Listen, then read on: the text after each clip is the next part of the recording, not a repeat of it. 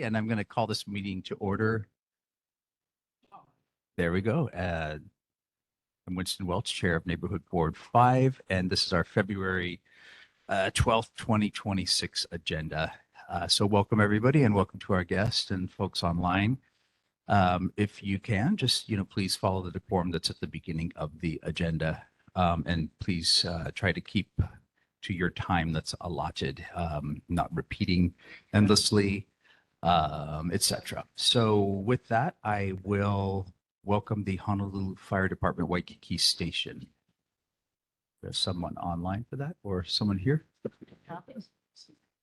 Fire is not here yet. If they come in, then we will welcome them. Let's go to the Honolulu Police Department, District 6, Waikiki, Kapilani Park, Diamond Head.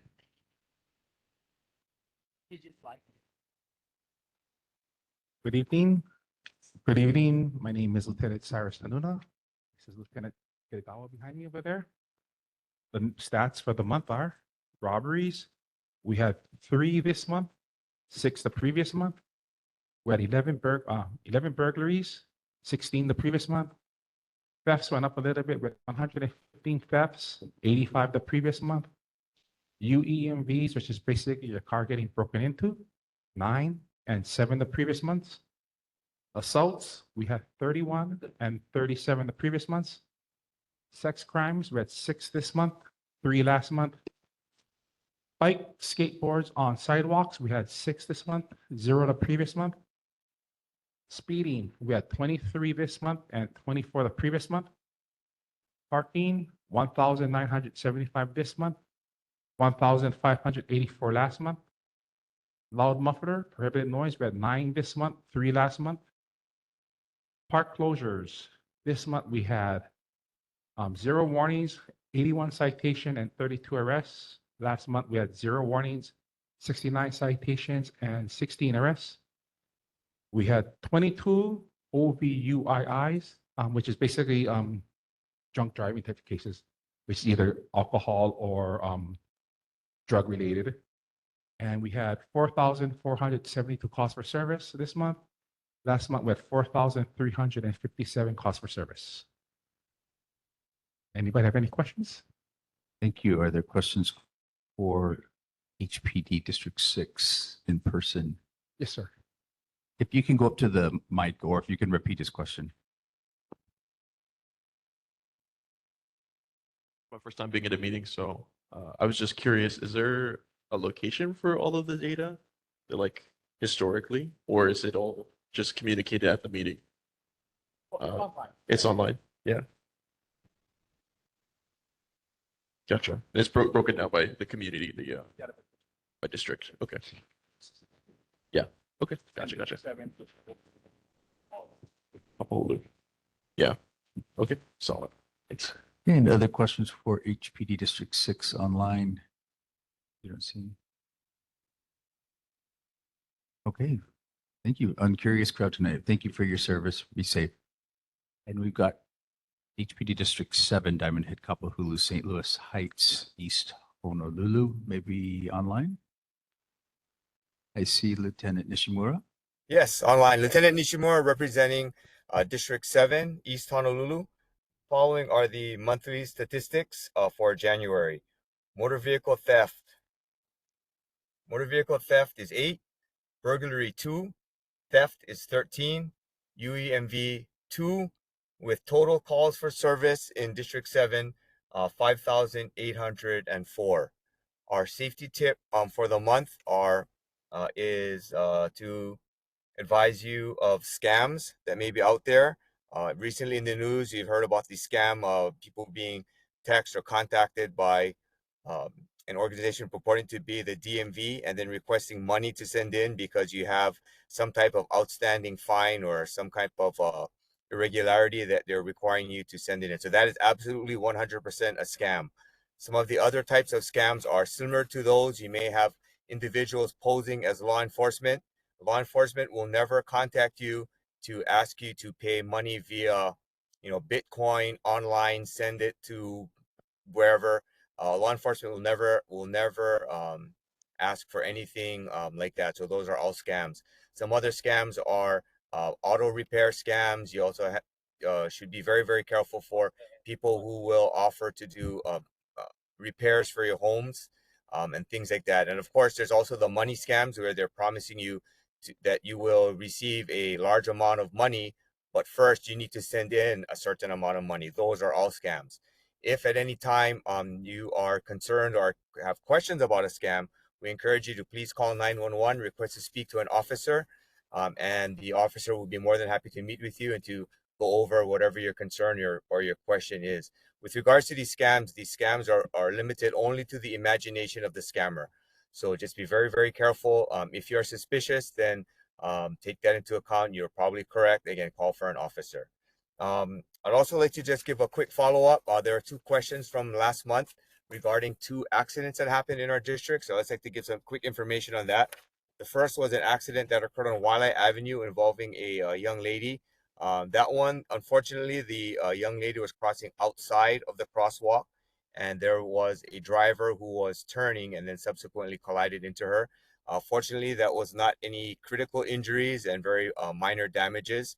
The second question regarding another accident was near the City Mill area, and fortunately, we'd like to report no serious injuries or damages as a result of that accident. That's our report for the month. Thank you. Thank you, Lieutenant. Are there questions for District 7? No? Any online? Okay, we do have a question from Board Member Kendrick Wong. I understand there was a hit and run on Diamond Head Road in December. Are you aware of that? A female pedestrian was hit by a car. That one I'm not familiar with. But if it was do you know around when? Was it beginning or ending of the month of December? And I can kind of narrow it down and gather some information for you. I can look it up. I saw it on social media. Okay, I can look it up. I can see it was on Diamond Head By Road. by the lookout. By the lookout. Okay, I can look that up and then Yeah. give you some information later. Thank you. Okay, thank you. Okay, if there's no other questions, we thank you very much, Lieutenant, and stay safe. Thank you. Have a great evening. Okay, and with that, we have Kathleen Pahinui from the Board of Water Supply. Aloha and welcome. Aloha, board. And happy almost Valentine's Day. Saturday. No main breaks to report this month. Happy to report. And just want to alert everyone to our 2026 poster and poetry contest. The last day for submissions is February 27th. So if you know a school teacher, please encourage them to enter. We want to get over 1,000 entries this year for our posters. We got to 997 last year. So this year we want to break that. So that's really all I have to report. We were very blessed with a lot of rain recently, and luckily the flooding kind, at least in my neighborhood. So as we can see, everything's green. So I'm hoping that the plants up on Diamond Head are taking along the fence line. And pretty soon I'll be able to take anybody up there who would like to see it. So very happy for all the rain.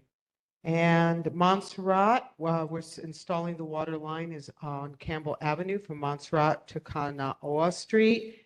And then we'll be connecting the new service laterals to the new main at the intersection of Montserrat and Leahi Avenue. And that is all I have to report. Any questions? Questions for the Board of Water Supply? Margaret, go ahead. Hi. I have questions on the status of the equipment that is said to be rusting and needs to be replaced on the McCully Bridge. Is it McCully Bridge or? Yes, ma'am. Yes, yes. We need to fix the straps that hold the pipes to the bridge. Because they said it was all rusty. Yes. So Yeah, the we're working equipment on a doesn't have to design. be.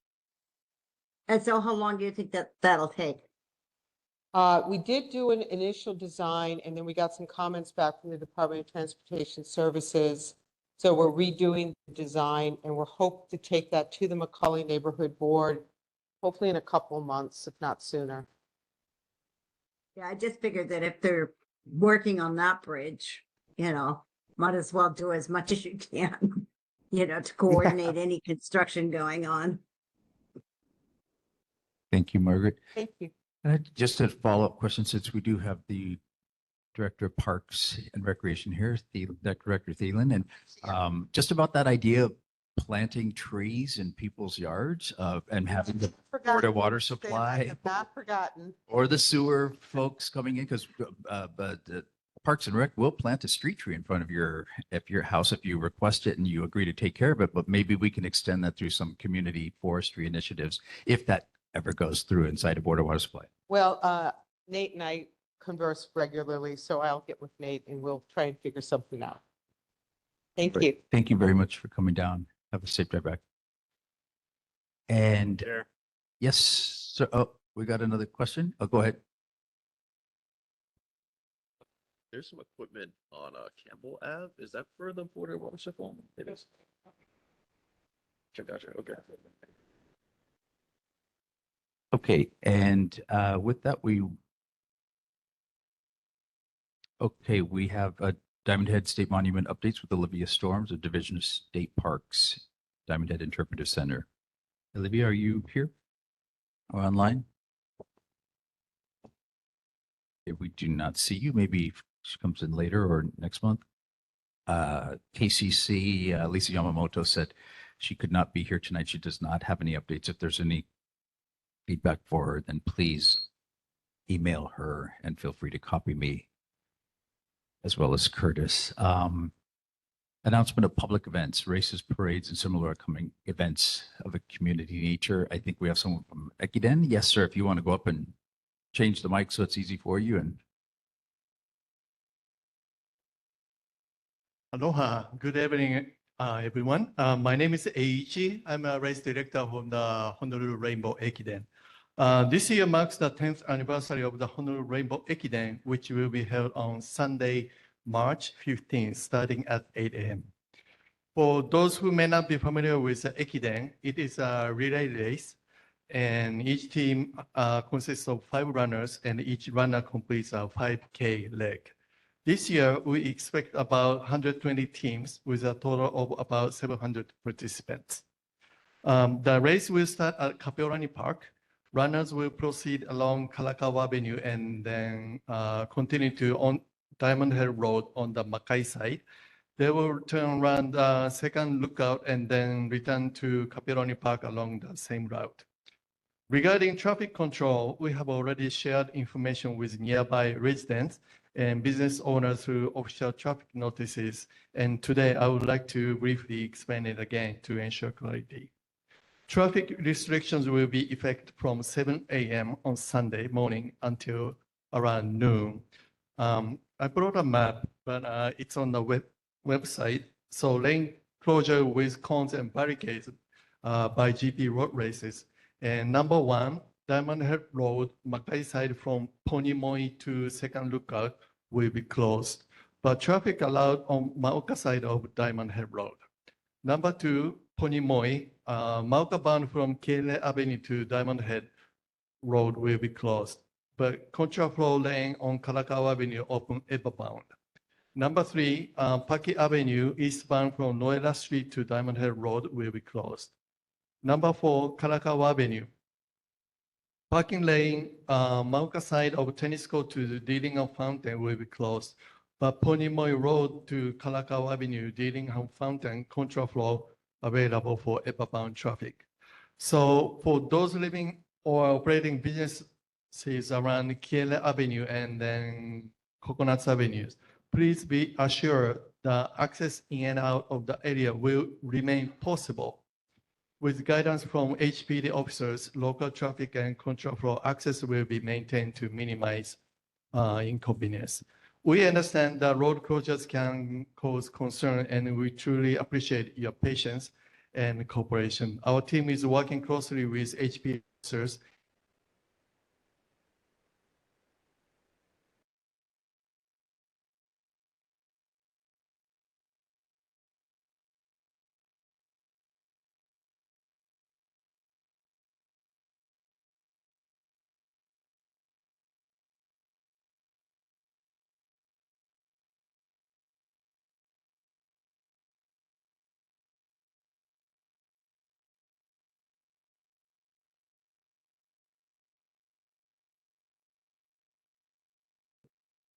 think our screens just went out. Oh. I think all of our screens went black. Or am I the only one? Parks Director Laura Thielen and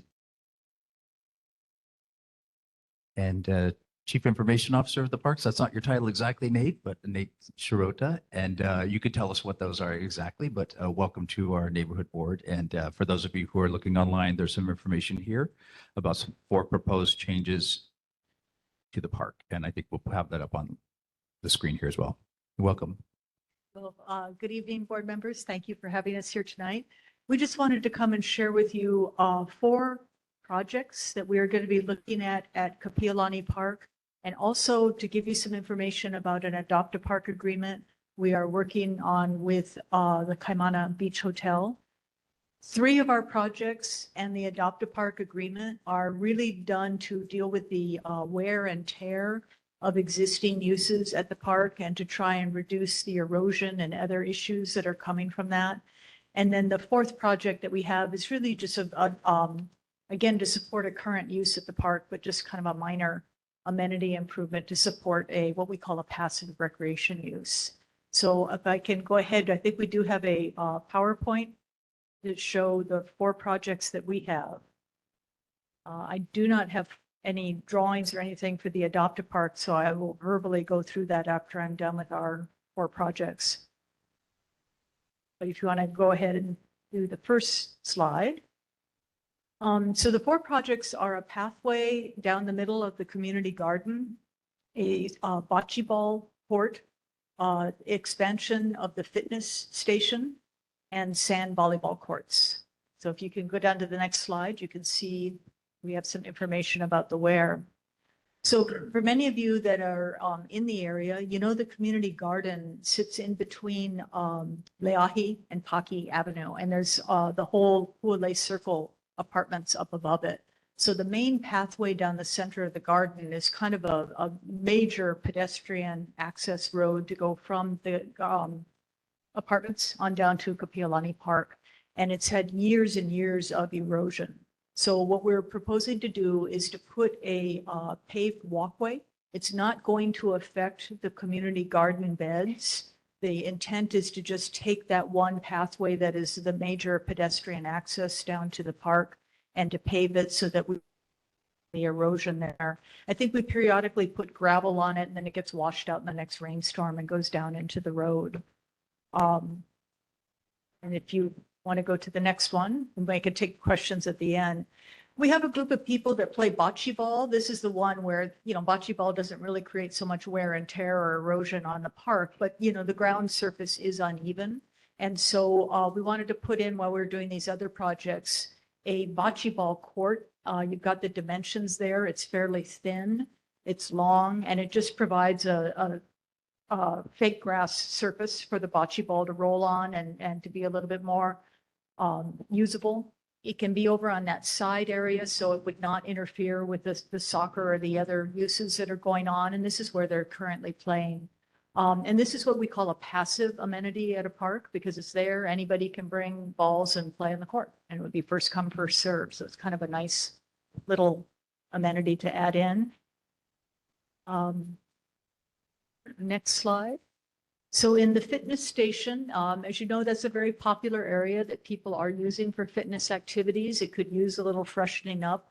We also have a lot of people that are currently using trees in the park to do slackline, and that does have an impact on the trees. And so what we have a group that is working with us where they would like to donate to the city the types of posts that we could put into that area so people can bring their own slack lines and do that same type of activity. And instead of using the trees, they would be able to be in that area and have some different type of fitness activities going on there. And then the next slide. Sand volleyball. As you know, volleyball is kind of resurged in popularity, and we have volleyball going on in a lot of different areas in the park, and it does create a lot of wear and tear on the grass. Some of you may be familiar with the sand volleyball courts that are currently at Ala Moana Beach Park. We have 2 sand volleyball courts side by side. So we would use that same design that was put in at Ala Moana Beach Park and put in 4 adjacent sand volleyball courts into this area of the park so that we can concentrate the play area over there and preserve our grass area.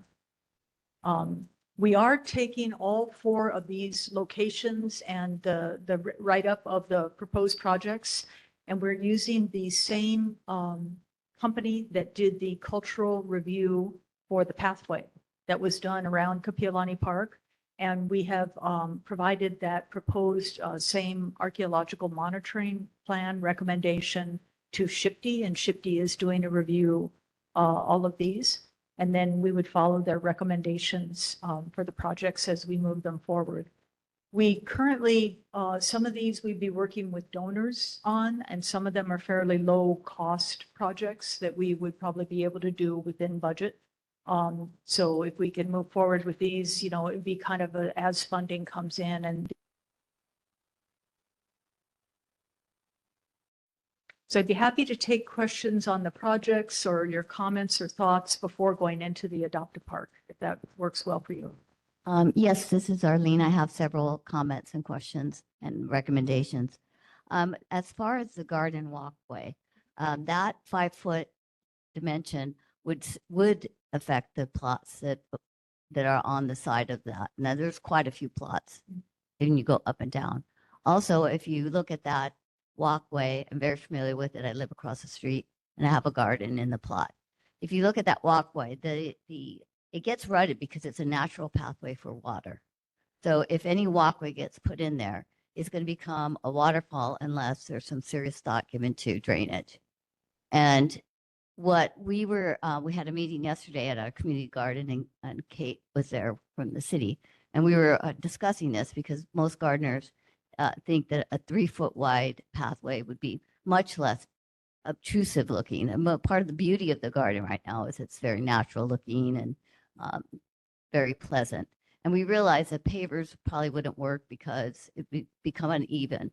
But I think minimizing from, 5 foot is great around the periphery, but in the little garden, I think it's an overkill.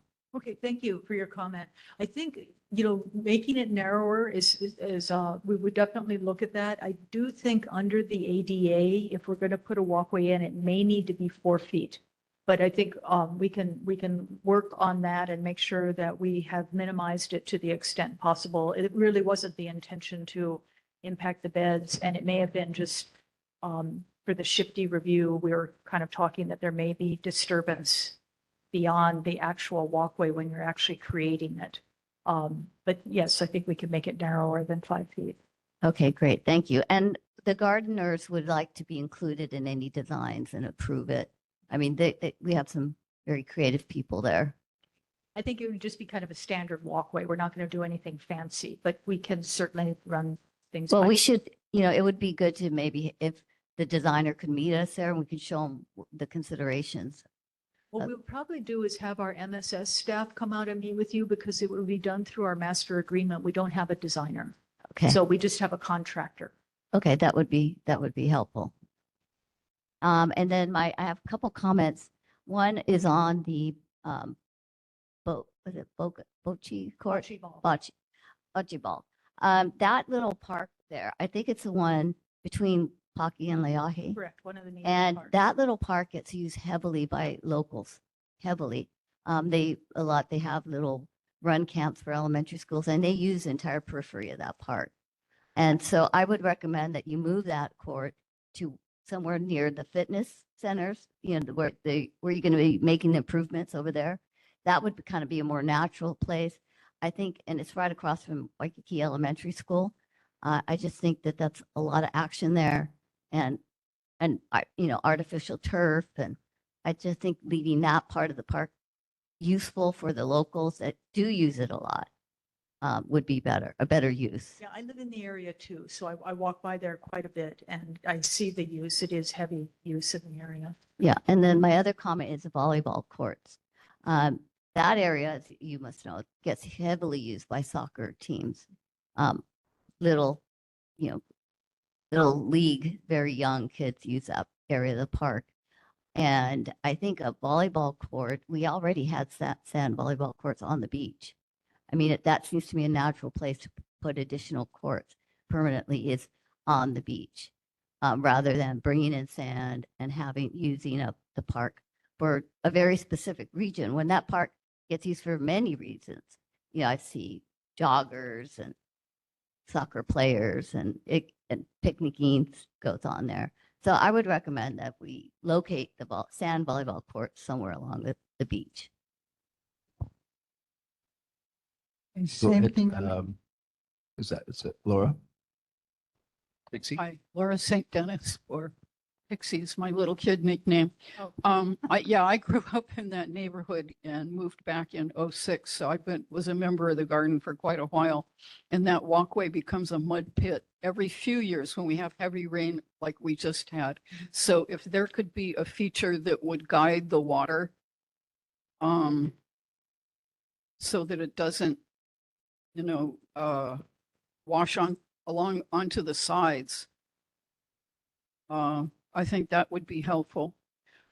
Also, I wanted to know, I saw one of the trees in Kapiolani Park came down, and will that be replaced? So a number of trees have come down because of this storm, and Yeah. our Division of Urban Forestry has been working with the Department of Facility Maintenance, and we are taking care of the trees that have been downed.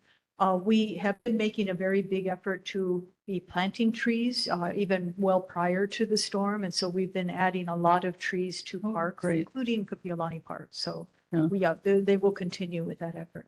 Okay, thank you. And other questions for the director? I see Margaret.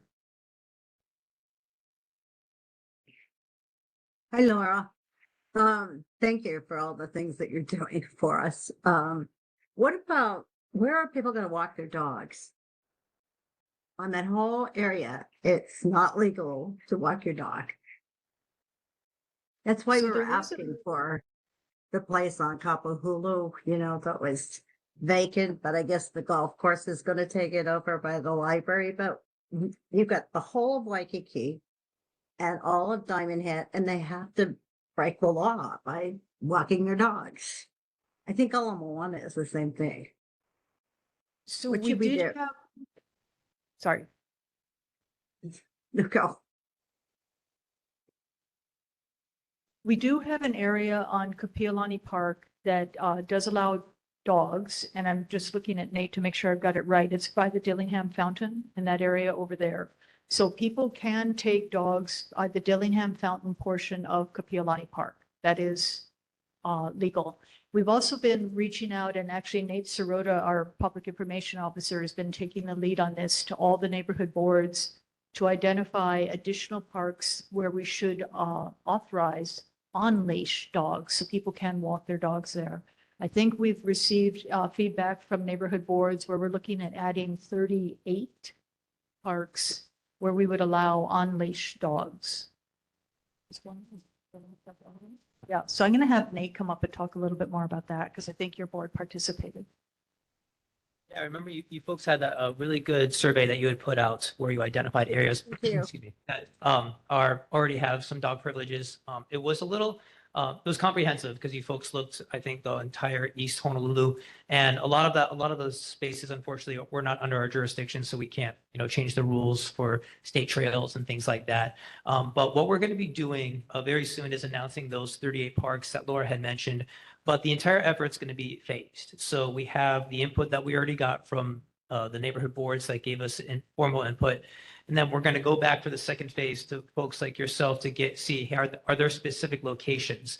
And actually Kapiolani Park expanding that existing on-leash area could be considered if you folks want to do that.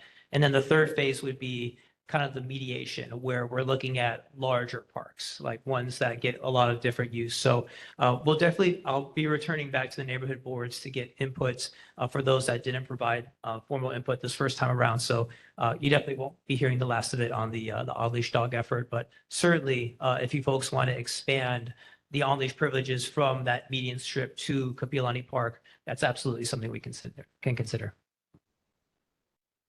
And let me get Michelle.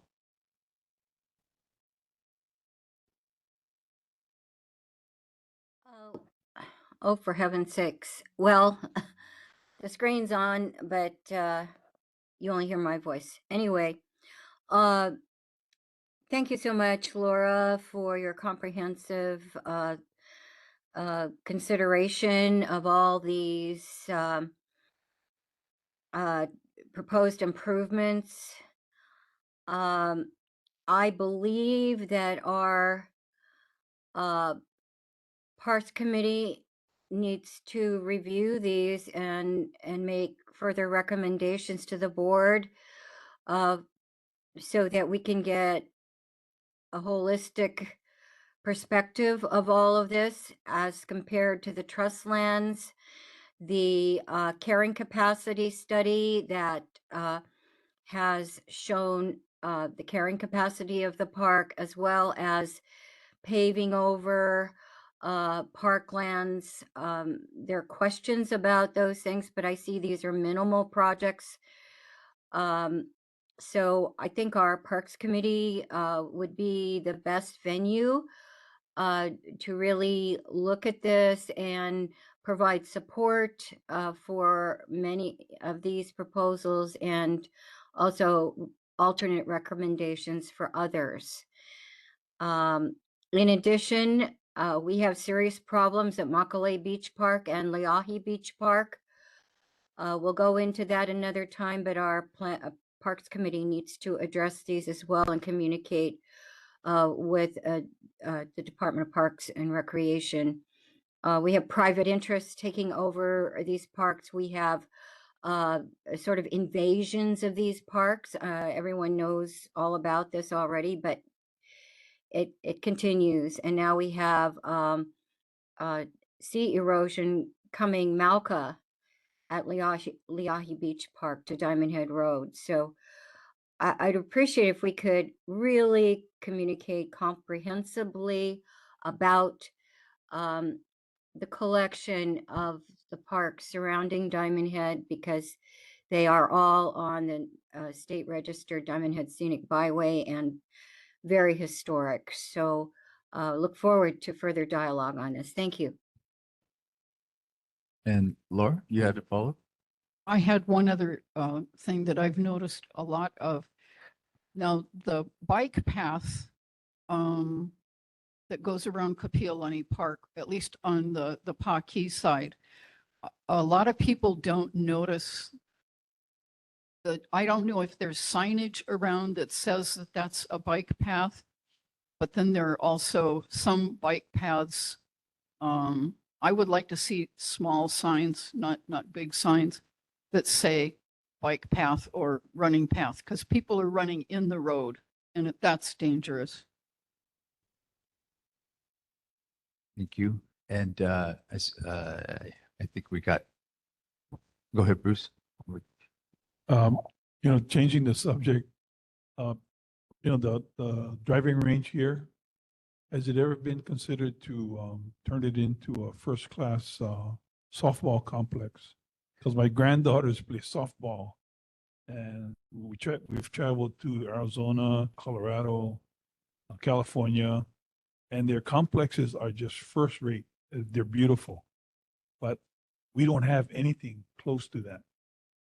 And so, I'm a golfer, but I don't go to the driving range. So, but it's a big area, and I think it can be modified to accommodate a couple softball fields that'll be well designed, just like the ones we have on the mainland.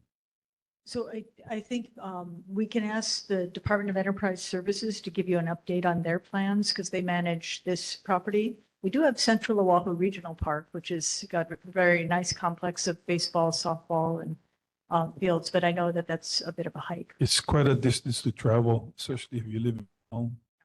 And I was thinking more of mainland teams coming over, and they would stay in Waikiki and then compete in these tournaments. And that'd be, to me, it'll be a win-win for the community and for the travel industry.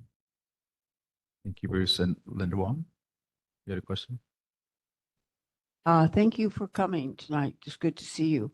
I wanted to know if maybe we could get a little bit more description for the agenda, because 4 things that you wanted to talk about are blank. And I don't know if that gives us I don't know, this is maybe the chair's arena, but don't give really enough information for somebody to decide to come to the meeting or not.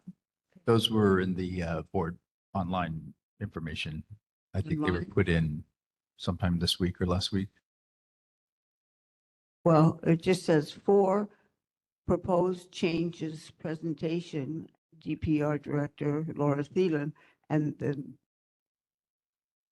Then that's, I'm talking about the agenda.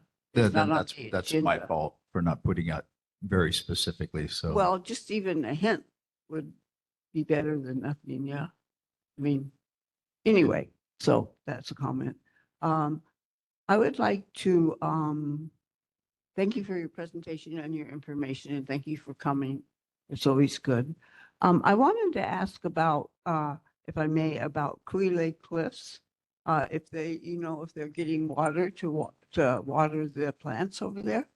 So there is water that goes up to Kualei Cliffs. The showers and the drinking fountains are working and the irrigation is working. The challenge is the water system was not designed for the maximum level of water flow that's happening when the irrigation is going on and people are trying to use the showers. And so it is impacting the pressure up there. We've talked with the Kualei Cliffs organizers and are encouraging them. We've offered to facilitate discussions with some of the surfers, because there are complaints coming in about maybe timing the irrigation differently so there's not as much conflict and same water use going on at the same time. We are looking at what can be done for the infrastructure to increase water up there, but that does require electrical. And HECO needs to take a look at what can be done there. And they are working on a lot of improvements, and their schedule is, it's kind of in the queue, and it's going to take some time for them to go out there and take a look at what can be done to support an increase in power for an increase in water.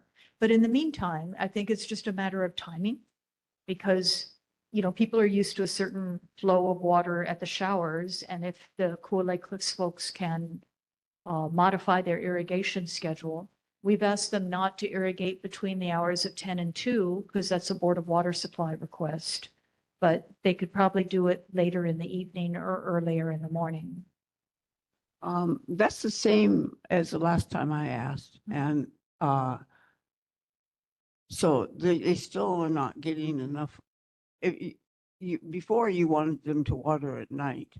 Now it sounds like the morning and the afternoon. They could do nighttime too, because there's not as much competing use. And so we have worked with them and talked about options. They are considering what they want to do, but they've, at this point, they haven't let us know. I think I have some information on that area.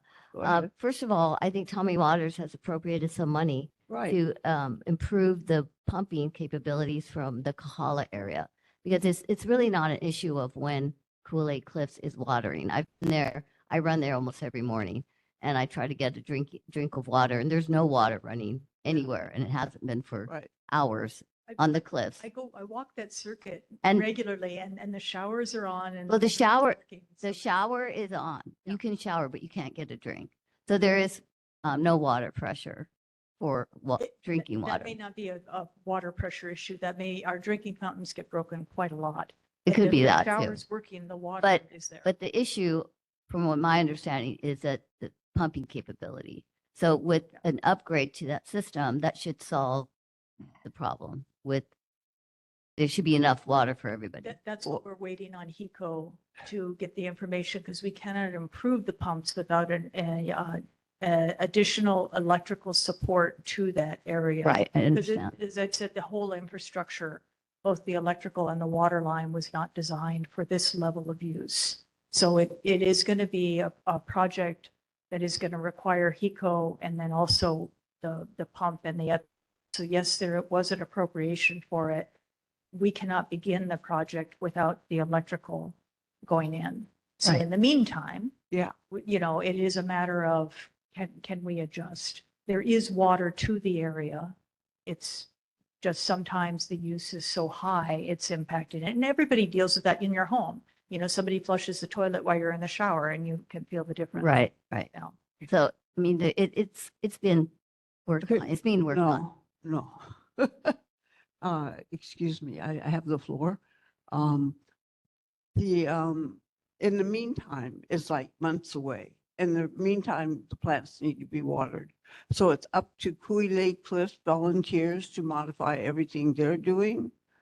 It doesn't, there needs to be some kind of plan since there isn't enough water and there isn't enough power and there isn't enough electricity and there isn't whatever.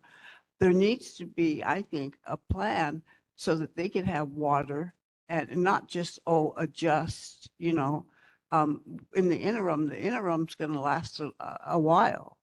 So it's not unusual to have irrigation timed for non-peak hours. We do that a lot in our parks because we cannot water our parks during the day when they're being used. Right. And so we have to water at hours outside of that public use. So we have met with the Cool Lake Cliffs folks to talk with them about how we handle it and have offered, assistance and guidance on how they can adjust their irrigation schedules to minimize the conflicts. And is this working? They thanked us for the information. Uh-huh. And I don't know what they've ended up doing. Okay, because they've been there over a year, so something must be working in the past. So I think part of the problem came up when they started expanding the area where they were working. And so that increase in the amount of irrigation, I think, kind of hit a bit of a tipping point. But that's because they cleared out a lot of additional areas. So we did work with them and our urban forestry division in helping them with planting trees and bringing trees to the area. We've talked with them about the irrigation. We've shared the information about the complaints from the surfers, and we've made suggestions about how they can minimize, that use schedule and that conflict over the use schedule. I learned of a email that was sent to the Kui Lake Cliffs people that said either leave the area or the police will evacuate you. And it was sent by a Department of Parks employee.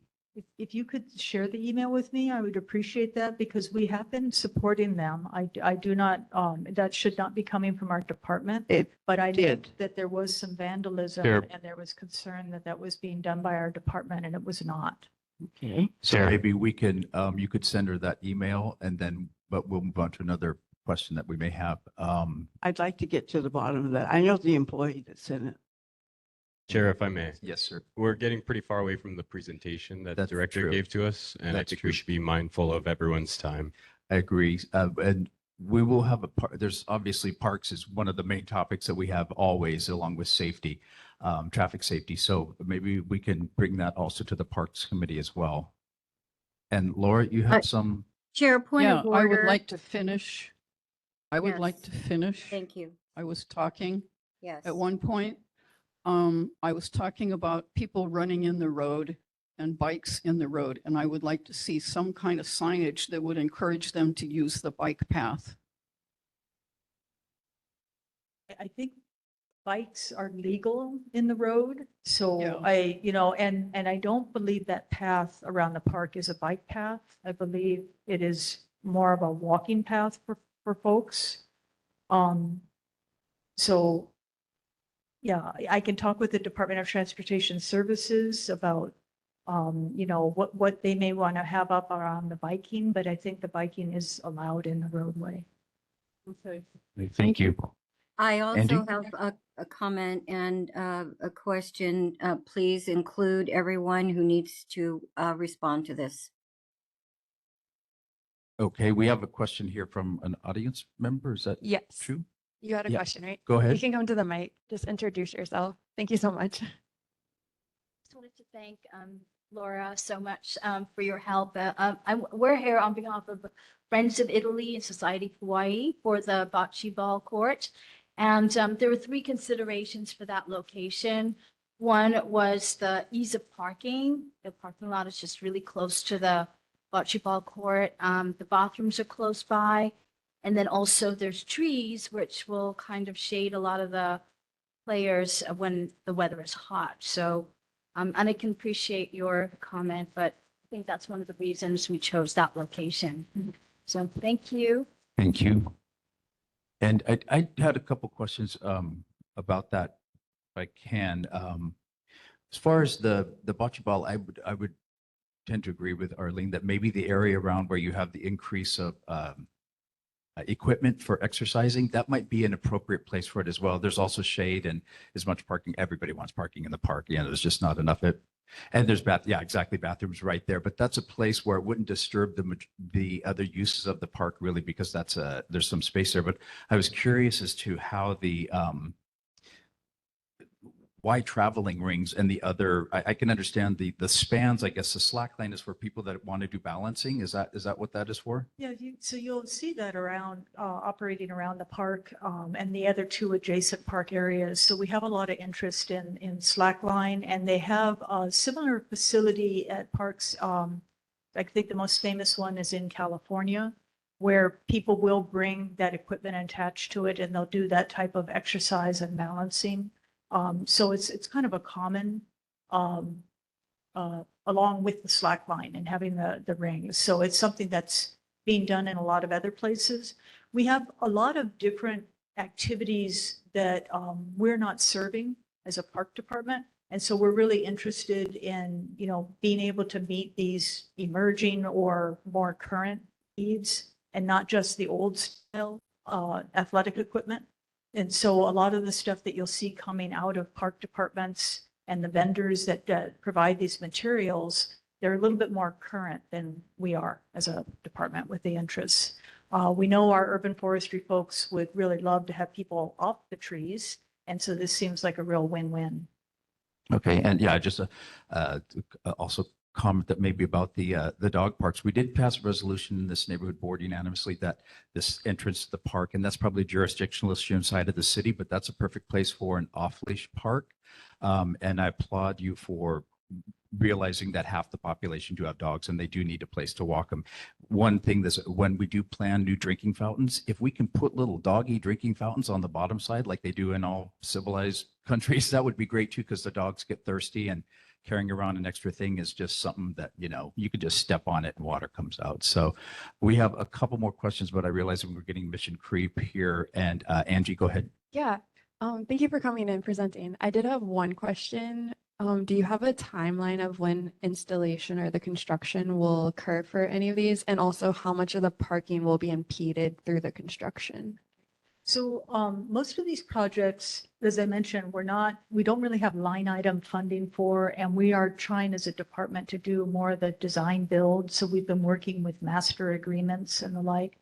So something like the walkway, we have an existing master agreement. So we would probably be looking at the funding, SHPD approval and mitigation strategies for fiscal year 27, which would be beginning July, and to work that into our funding at that point. The exercise equipment would be working with a donor. And so that would be on a timetable when they're able to make a donation. The bocce ball court is relatively small. And so we'd be looking for, the cost estimates and trying to work with the community to see if we can pull together the money to do that. And then same with the sand volleyball, So we don't have set dates for the sand volleyball. We would pull the design that was used at Ala Moana and just copy that and work with contractors to put that in. Okay, well, I'll have two more questions and wrap it up. Kendrick, if you can. At first, I thought it was a great idea to put the sand volleyball where you proposed it.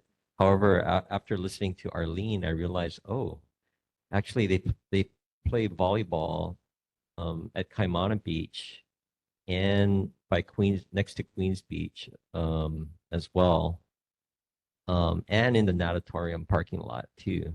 So I'm wondering once you build the sand volleyball in the park, are you gonna allow those uses in those other areas as well, or is this an expansion of beach volleyball? So I think what we're finding on beach volleyball is our beaches are very narrow and they are eroding because we're an island. And so there are places where people used to play where they no longer can play. So at Ala Moana Regional Park, you have the sand volleyball courts in the park on the grass.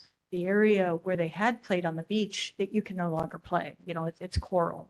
And so as we're seeing beaches shrink, the competing for space is really difficult. And so the council had encouraged us to take a look at inland parks for sand volleyball as having options to take a little bit of the pressure off of the shrinking beach areas. We did work with our Kapiolani Park staff where they took a look at where are activities being permitted and where are informal activities happening, because many activities take place at the park that are not permitted, and to try and identify sites that are not competing. So when they located like the bocce ball court, we know that that median park is very heavily used. It is really pushed over to that edge. And while at times people will go over there, for the most part, they're outside past that electrical box area. And so they've identified places where they think there's room to tuck these in where it's not going to impact the current existing uses. And Michelle, you have a quick comment? Actually, Mr. Chair, I have a response and I have 2 items. And I would like to be recognized as having Go the ahead. floor on these items without being cut off.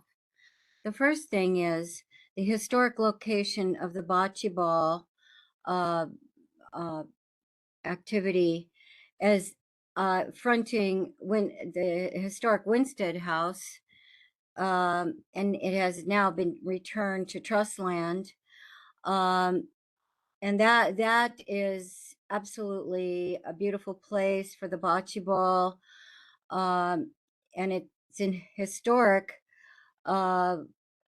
with the park plan.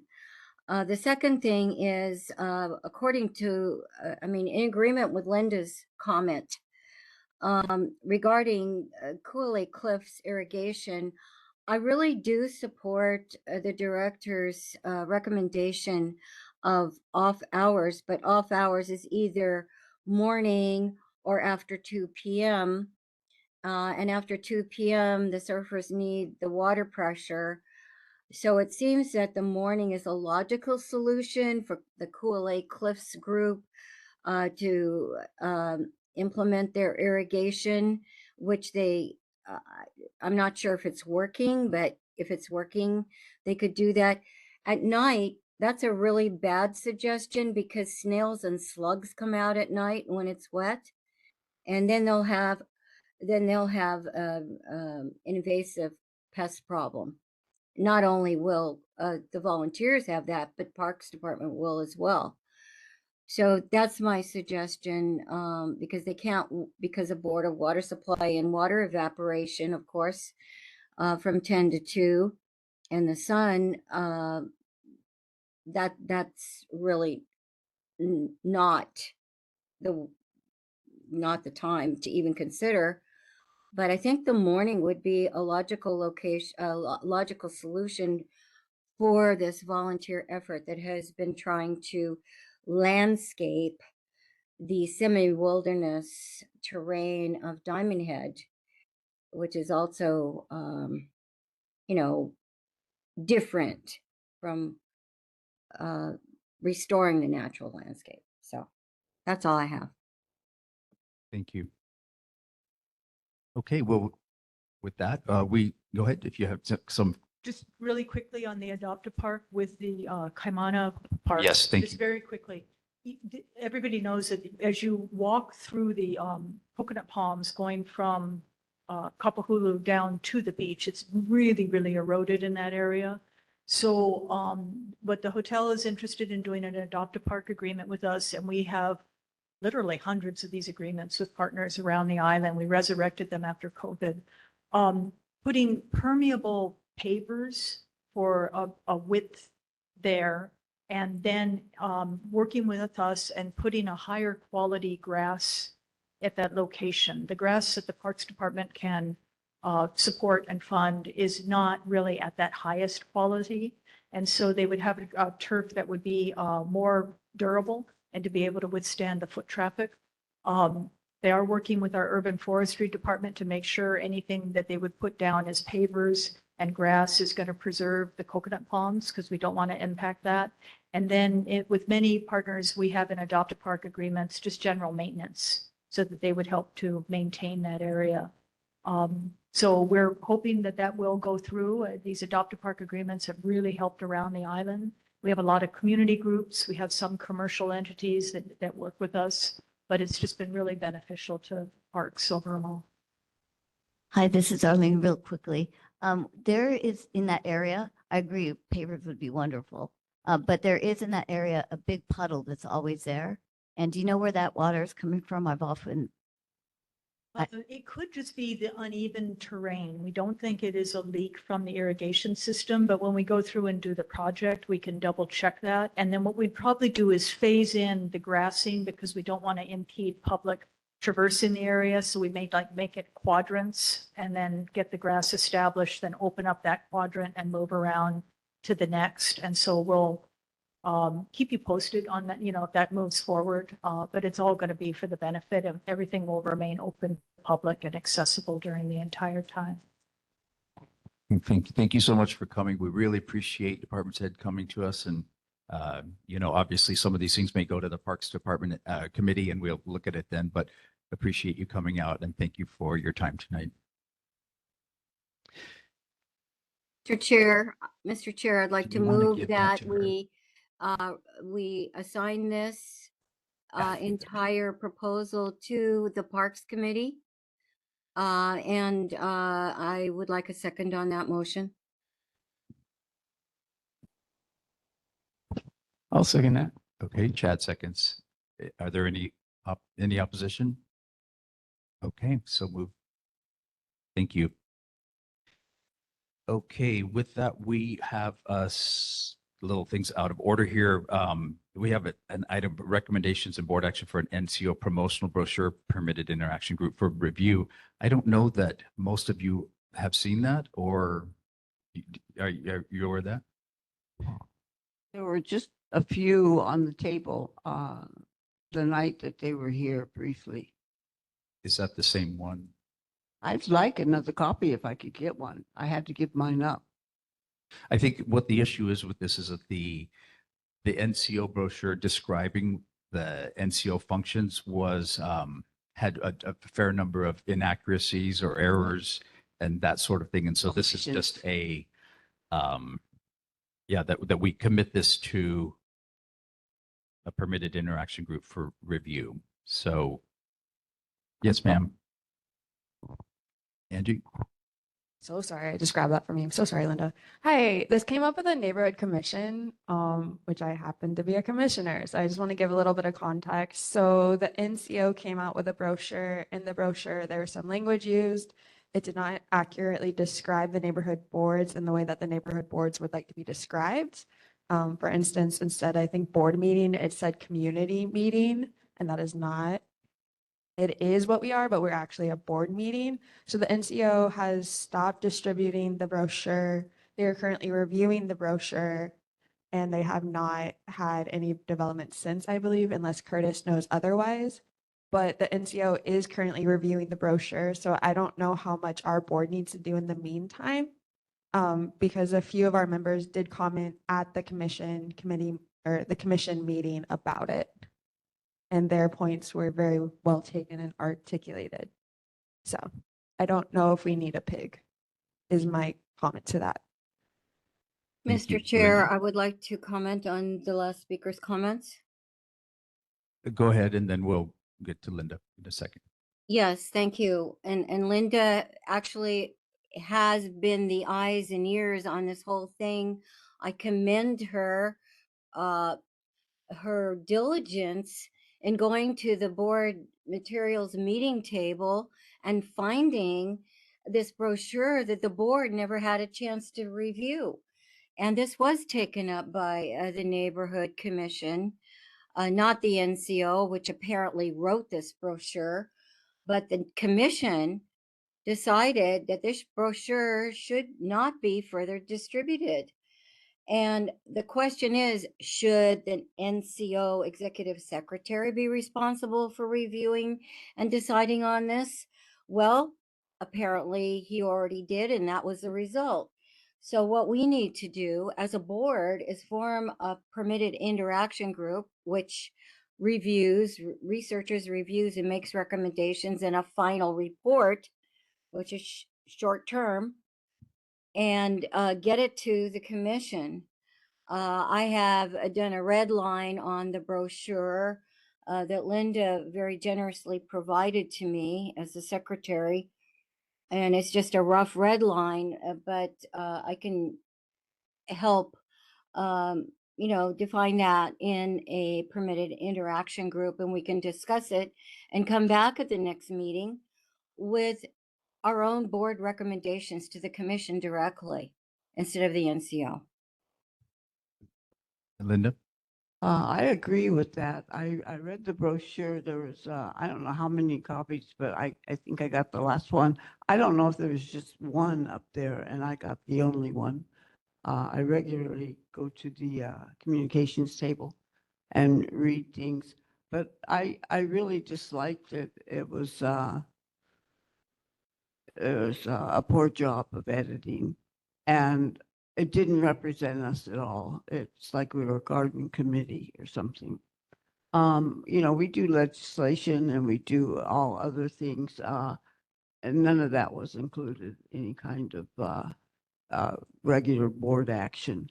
So I would like to go through whatever kind of group we want to have and put forth what we think it should be, and put it. The NCO commission was very generous in stopping the distribution and realizing that it was problematic. So I would like to put our comments into them and recommendations from the board. Well, then it seems like, and I don't have a problem with duplicate efforts here. I think with people have recognized it has some errors, but if there's a stomach to form a permitted inaction group, give your results back by the next month, I have no objection to that. Is there? Mr. Chair, I move that we form a permitted interaction group specifically for this purpose of reviewing, refining, and defining an appropriate brochure for our neighborhood boards. Each neighborhood board has different interests, different priorities. So each neighborhood board should have this opportunity, and we could provide an example for the other boards to join in on. And this would be a far more democratic way to proceed with the public information about our boards, which is really important because we are elected publicly. Yes, we are. Okay, there's a motion. Is there a second to create this? I'll second that. Okay. Are there, is there any objections? Can we make sure that Angie's on the committee too? Because she's right there and she knows what we want. We have to name the members after we vote to create one. Is that right? At the time with the motion, we need to name members that would be on the committee. Is that what you're saying? Okay, so I would, since Linda and Michelle both have an interest in this, are there others who would be interested in being on this permitted interaction group? Or any members of the public? Say it again. And Angie will as well. Okay, so there's 3 that would be on there. And can we just vote by show of hands then? Or are there any objections to this permitted interaction group? Raise your hand. If you object. Okay, seeing none, then so created. And I'm going to appoint Linda if you would be the chair. Hi, Chair. Yes, The question for the, or not question, I don't even know what this is. For the next meeting, can we please make a point to have the brochure PDF'd in the Google Drive for review? Yes. Thank you. Okay, so we should have that about a week beforehand. Okay, thank you very much, everyone. The next one, we have committees on, okay, the Environment, Parks and Recreation and Planning and Zoning report. There was a committee meeting held on Tuesday this week with co-chairs Arlene Velasco and Michelle Matson. Michelle, do you want to lead or tell us about that, your results? Well, actually, I'd like to defer to the lead chair of the joint committee, Arlene Velasco, and I will add in some recommendations and whatever Arlene. I mean, I'll be happy to follow up with Okay. Sounds good. Arlene because she's the lead chair. Thank you. Okay, thank you. So it was attended by Michelle, myself, Anton from the city, and I don't know his last name, but Wayne from the state.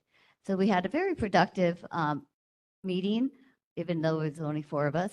And I really understood, Michelle gave a good explanation of the history of the ownership of the different parcels. Very interesting. But the end result is that the Kapilani Trust has ownership of the current location of the lifeguard station or lifeguard facility on Leahi Avenue.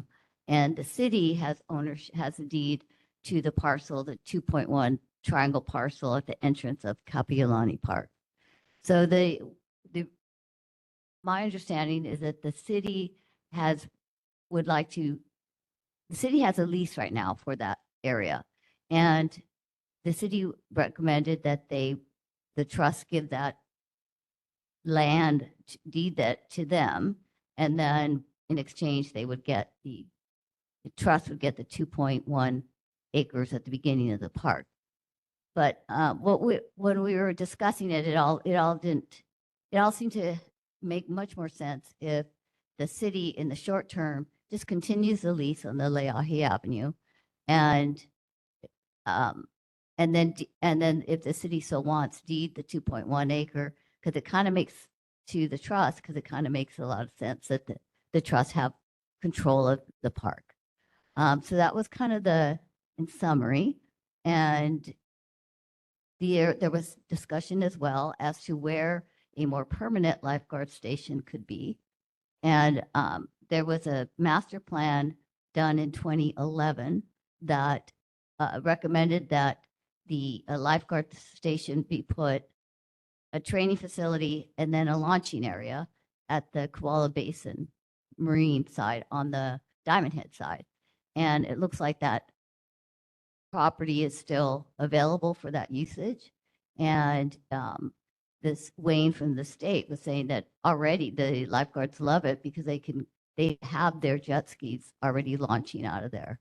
So it kind of makes perfect sense to really look at that facility and make sure there's enough room for the offices and equipment. And I think that's kind of in summary. Anything else to add to that, Michelle? Oh, yes.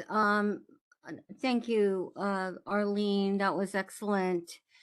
And Anton joined the meeting, and we were so pleased because he took a lot of he indicated he would take a lot of the information back to Mike Formby, who apparently came up with this creative idea and got the mayor's support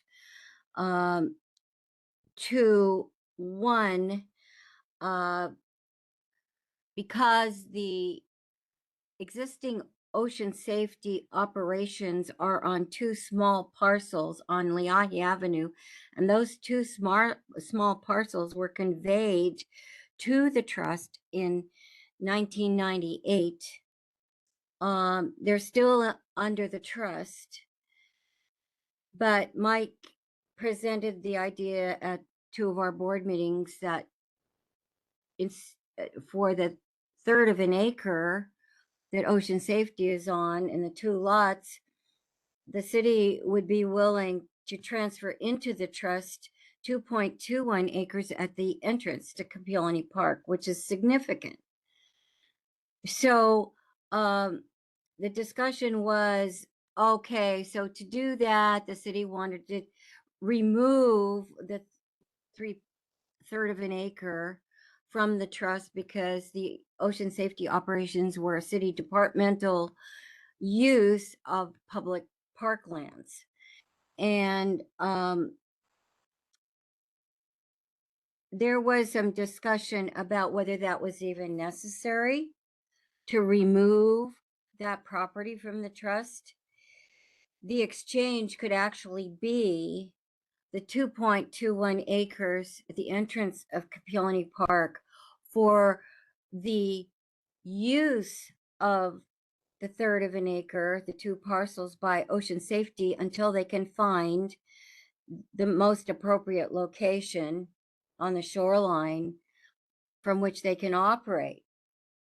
And we all support ocean safety and saving lives. So that's, you know, that's a very positive approach. However, the lands really don't have to be exchanged out of the trust. The actual exchange could be for the use of the lands to a certain date decided by the court, and the court has to review this because they're trust lands. And the court would decide the date by which the city needs to relocate their ocean safety. Now it's a city department. And we have that location. We've had it since 2011 at Kewalo Basin, which is central to the entire shoreline between Diamond Head and downtown and beyond,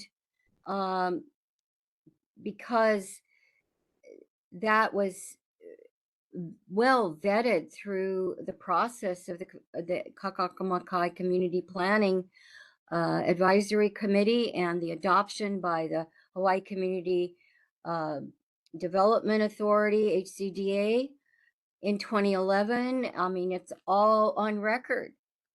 So, I mean, what we need to do, because we had basically no committee members, only 2 chairs at this meeting, and obviously because of the storm, we need our committee members, Chad Wasden, Rafia Hasina, Sama Rosman, and Ronan Witherwax, who are, and also board chair Winston, who is an ex parte member. All of these names are members of either one or all of the Environment, Parks and Recreation, and Planning and Zoning committees.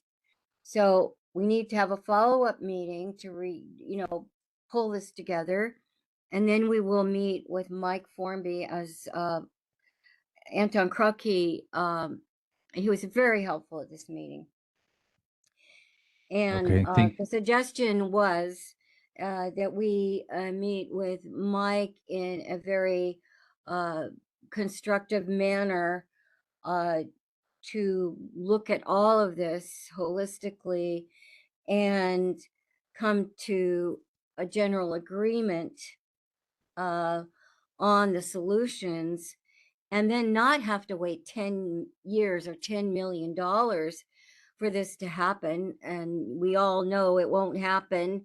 If it's temporary in Honolulu, it's always permanent. So that's why the judge needs to make this decision.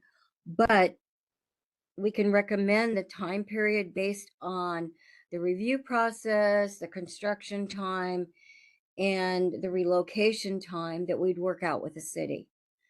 And that's where we are right now. We need to have another joint committee meeting with all of our committee members, and then follow up with Managing Director Formby in a very constructive and friendly fashion to work all this out.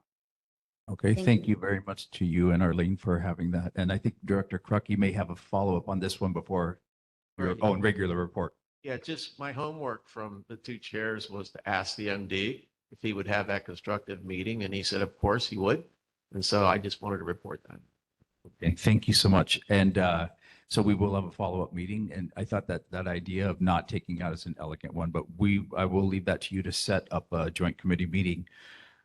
And with that, if there's no other comments from folks, we'll move on to the next agenda item, which is consolidating a couple of our committees. This was on the agenda last month. We didn't have time to get to it. This was for us to vote on a consolidating the Environment Committee and the Parks and Recreation Committee. So pretty straightforward.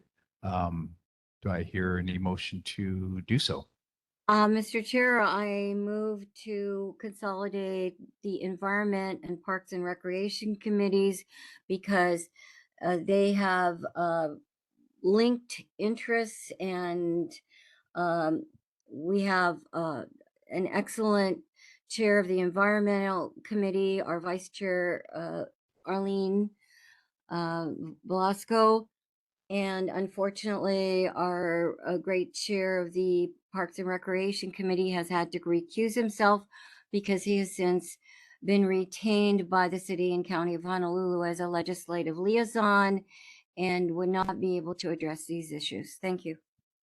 Okay, is there a second to this? Right, second. Margaret. That was Margaret. Okay. Yeah.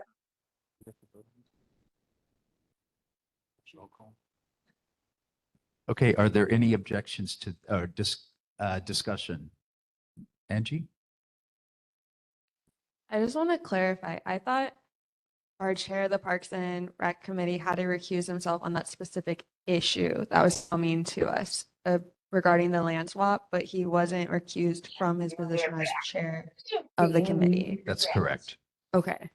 And Linda? I would just like to make clear that the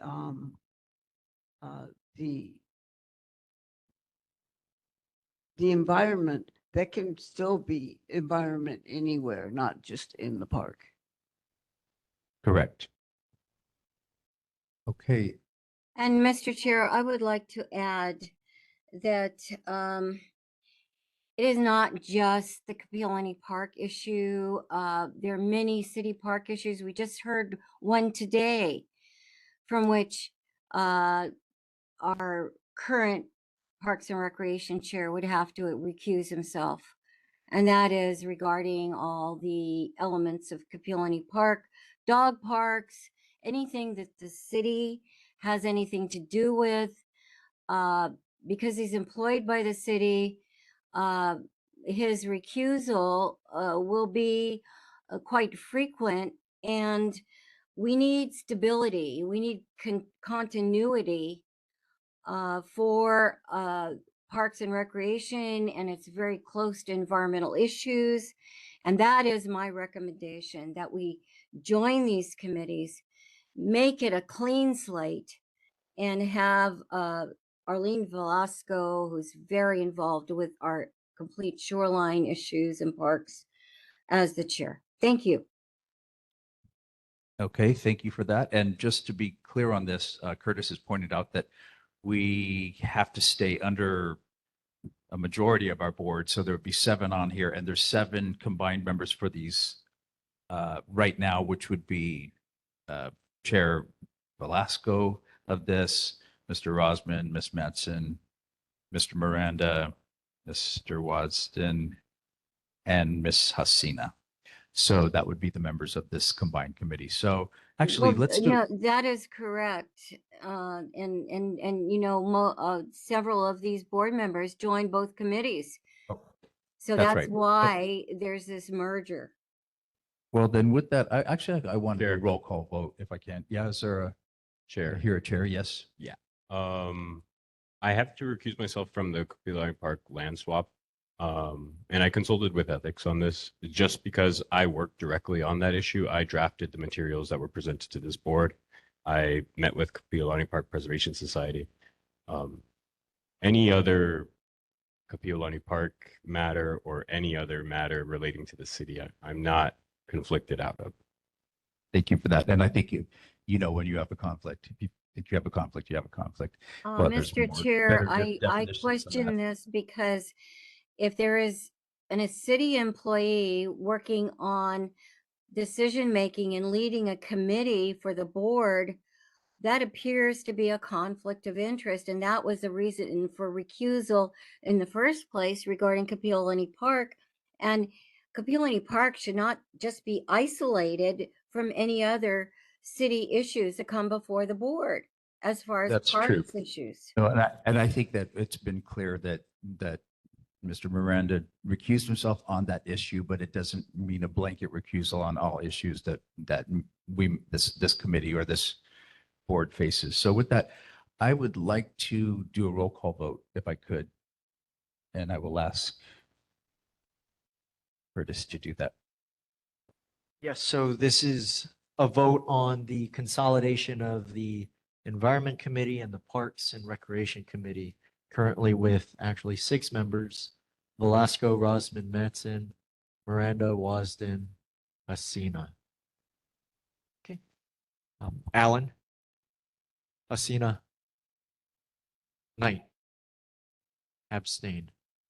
Mattson, Aye. Miranda, Abstain. Murchie, Abstain, abstain. Rosman, absent. St. Dennis, Velasco, Wasden, Witherwax. Aye. Aye. Aye. Bruce Wong, Kendrick Wong, Linda Wong, and Chair Welch.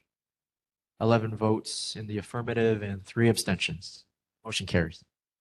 Thank you. Thank you, everyone. So with that, just a time check that we are at 7:25 or so, and we are delighted to welcome our City and County of Honolulu DCS Director, Anton Krugge. Thank you, sir, and welcome. Thank you, Chair. Thank you, Board. Before I get into the report, I was kind of moved by the comment about the softball park because so close to us is Cartwright Field, which is kind of in competition to be the birthplace of baseball with the Legion Field in New Jersey. So we can all take pride in that. The mayor's newsletter is here, and there are items in there of interest that you might want to look at. I think one that was very interesting is the celebration of Black History Month in Honolulu. And I went to that ceremony that we had kicking that off at the Andrews Outdoor Theater on the UH Manoa campus. And it was just really moving in the fact that in that small area, there were 10,000 people there when Martin Luther King came to Hawaii and spoke. Pretty moving event. Also that in that newsletter is we talked about it last week, the new 311 app. And if you have the app and you've had it for a while, delete that and go in and get the new one. But it's really effective in making any kind of suggestions to the city. So if there's a downed tree, a pothole, there's a homeless encampment, you can take a photo, no photo, you report it, and it goes directly to the department to work on it. If you register when you get on the app, you will get a notification from the department on what it's done. So I would suggest if you want that feedback that you register, but get the new app, delete the old one. Okay, so on to issues that we're following up on. Arlene had that issue with on the Gold Coast on the eroding condominiums, and we've been great. We've gotten Brian Gallagher, who's deputy director, to personally be involved in that. He's done 2 inspections, and he's in the process of contacting the owners of the property and the association to see what their plans are, and then they'll evaluate their plans if they have any. And whether or not they would issue a violation if deemed necessary. So that's in process. There was a piece on Kapahulu Avenue street lighting. Can the city improve street lighting in the area along Kapahulu Avenue? This was in particular to an area. This, again, Vice Chair Velasco raised concerns about the lack of lighting by the side street inn on Kapahulu Avenue. She raised concerns about a predatory business model involving private parking owners and tow trucks. Paid parking signage can be challenging to see with the low lighting and tow trucks frequently towing vehicles from the parking lot. And she reported that some tow truck companies only accept cash. NCO submitted this question to DFM in January, and DFM referred to DEC. The purpose of the street lighting is to enhance public safety by improving visibility for motorists, pedestrians, and cyclists traveling within the city right of way, while minimizing energy use and light trespass. The concern is the visibility at night. Posted parking signs located in private parking lots outside of the right of way. increasing the light output of the streetlights along Kapahulu Avenue and Date Street, fronting the side street in, will not improve visibility of the signs outside of the right-of-way. Best way to improve visibility of these private signs is to direct illumination by the signs by the owner. So it's really an owner's thing, private property. Another concern was the city's towing procedures and contracts. What is the city's procedure on towing vehicles from city-owned parking lots and roadways? And who owns the parking lot south of 614 Kapahulu Avenue? So the Department of Customer Services does not tow vehicles from privately owned properties, nor does it tow vehicles for parking offenses. CSD, through the Motor Vehicle Control Branch of the Division of Motor Vehicles, tows only abandoned or derelict vehicles on public properties or those properties enrolled in the junk vehicle program. Parking lot at 614 Kapahulu Avenue and just south of 600 Kapahulu are both privately owned and operated. According to our search, parking lot at 614 Kapahulu is managed by Secure Parking, and the lot at 600 Kapahulu is operated by Elite Parking Services. City-owned street parking is enforced by HPD when towing, with towing as a police operation. City-owned lots that are managed by a contracted company follow that company's towing policy. Another concern was the Leahi Avenue. Requested DTS to install new stop for pedestrian signage along Leahi Avenue. And does DTS have pedestrian improvement plans for this roadway? DTS will do an investigation on that and will inform the board of their findings on the complete of that study. Alawide Bridge Project, what is the current status for this project? Anthony Miranda requested a written brief on the Alawide Bridge Project. You can go online to look at the status of that project and also contact the project manager.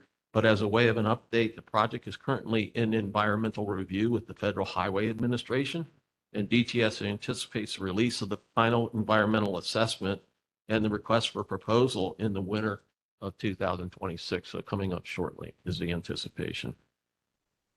Montserrat Avenue and Leahi, why is the intersection currently configured the way it is? And has DTS evaluated this intersection for traffic efficiency? So I think I reported on this previously last year that the configurations at the intersection on Montserrat and Pocky Avenues were modified to accommodate the bus route 200, which negotiates a right turn from Pocky Avenue north onto Montserrat. The original lane alignments didn't allow for Route 200 to safely navigate the right turn without encroaching into oncoming traffic. As such, the two northbound lanes on Pocky Avenue were consolidated in one lane, and the left turn from Montserrat on the Pocky was removed. I agree, it's confusing. I've gone down there, especially at night, but that's the status of that.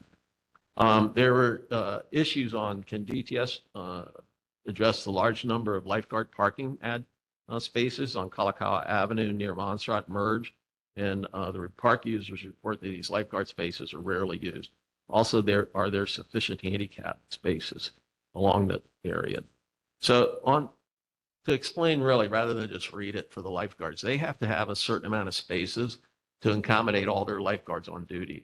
Some may be open because maybe that day the person got a ride or they rode their bike or something like that. But regardless, they need those spaces there so that if every lifeguard drove that day or that shift, they could access their work area. So that's why those spaces are laid out the way they do. It's great sometimes that they take a bike or something like that. So so that's a situation about why they may look open, but they're really needed. And the availability of the nearby designated parking official maintaining response readiness is the most important. The department will continue to monitor usage patterns and coordinate with DTS as appropriate. So they'll look into it as well. DTS's response is really about those avenues and what Ocean Safety says. Ocean Safety, by the way, just announced a new deputy director now that they have a director. So maybe if there's a time when some issues come up, I can ask the director to come here and speak to the committee. Those are my responses to the questions that were raised last time, and also Laura Thielen presenting tonight, Director. Thank you very much for so comprehensively always getting to the root of all the so many different types of questions that you've got. And I think we've got some questions for you as follow-up. And Kendrick? Thank you, Mr. Krupke.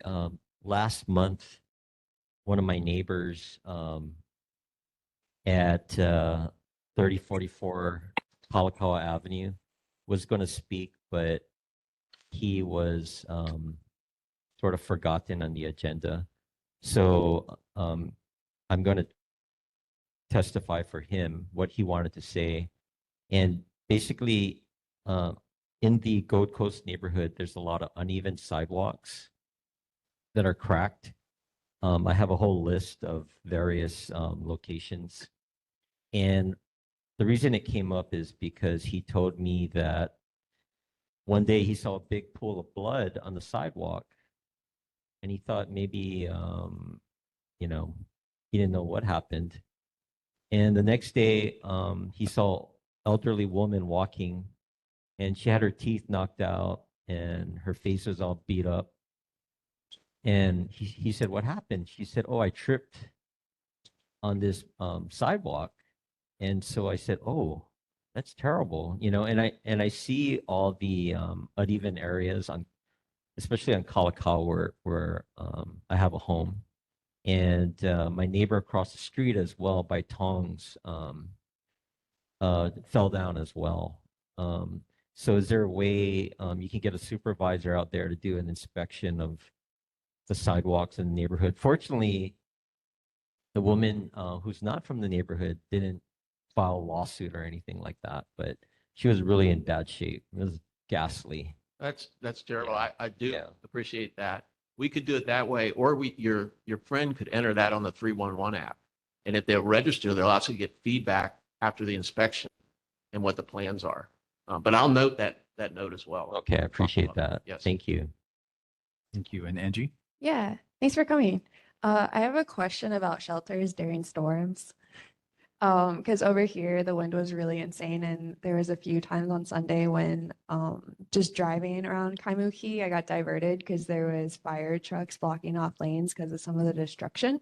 What is the county's policy for opening up those emergency shelters, whether just for residents, if they're in an area where, let's be honest, there's a lot of trees and power lines, and that's a very nerve-wracking place to be when you look around and realize that if any of the trees fall, the whole place is on fire. So questions about when do you open shelters and how does that information get out?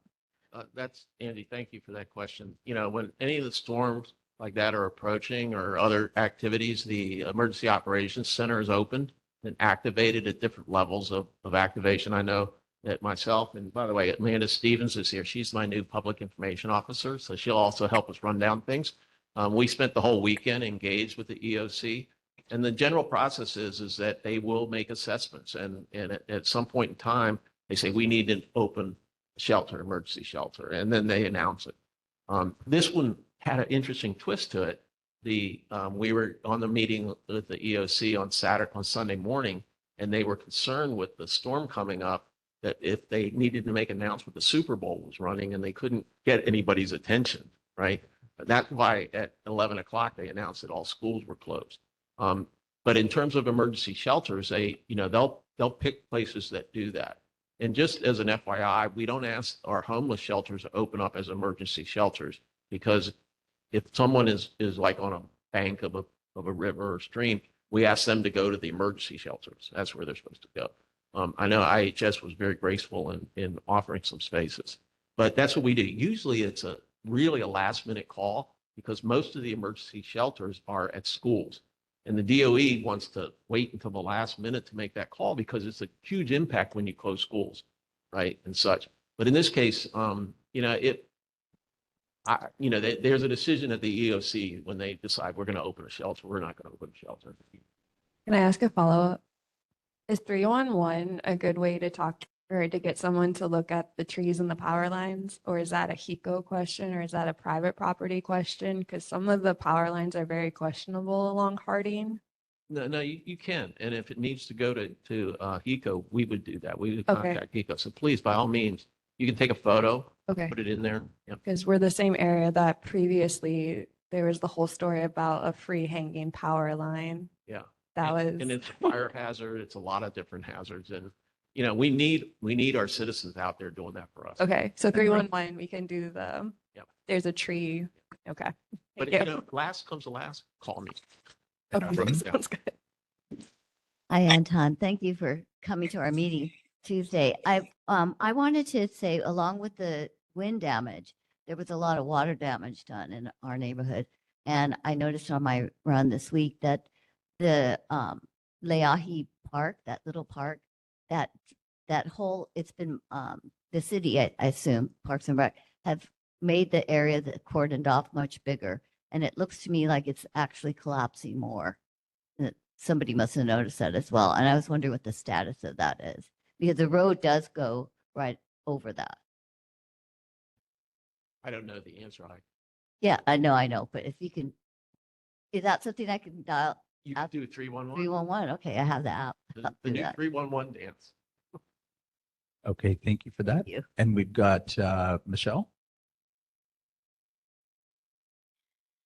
Thank you, Anton. You're so informative and responsive and detailed at our board meetings. We are so fortunate that you are the mayor's representative to our board. And also, we really enjoyed your participation at the joint committee meeting the other night. You were extremely helpful, and we really appreciate that.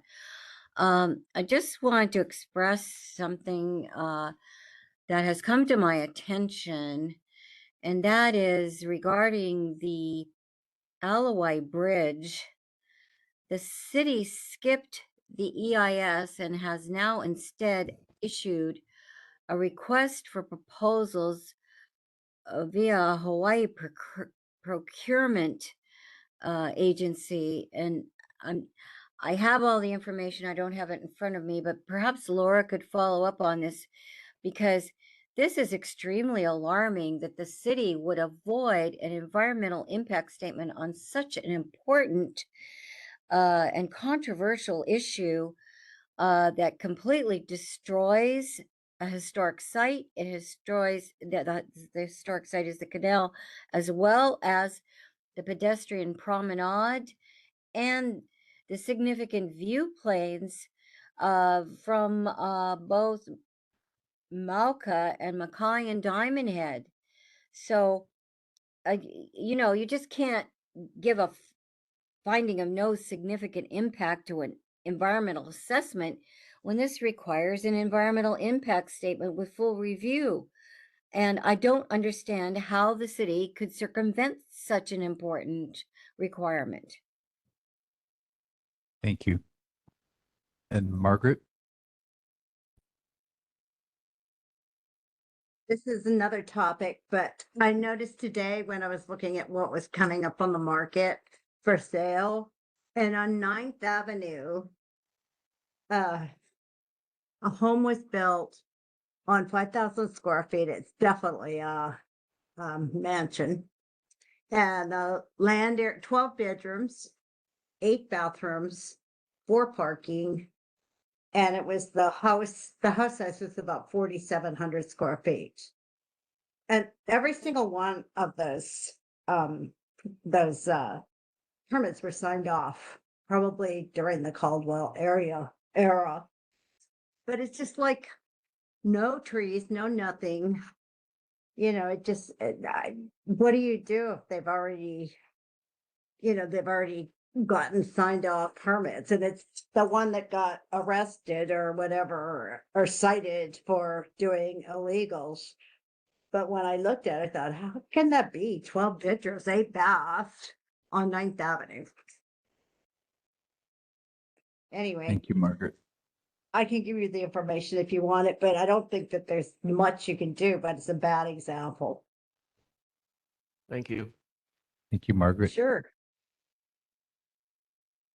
And yeah, I would just like to, if I might, just echo about the bridge. And there was a lengthy article in Civil Beat with Laura Ruby, as you probably read, about her advocacy for this. But this particular board has taken a stance of resolutions about this bridge a few times over the last many years, for the reasons that Ms. Mattson just said, and others as well. And I would urge the city to carry out an EIS on this. I saw even in the state legislature this year, there's a bill to exempt Waikiki from even in some environmental assessments are cutting it down. It was just like, whoa, we don't need less of these when impacts, when we live so cheek to jowl.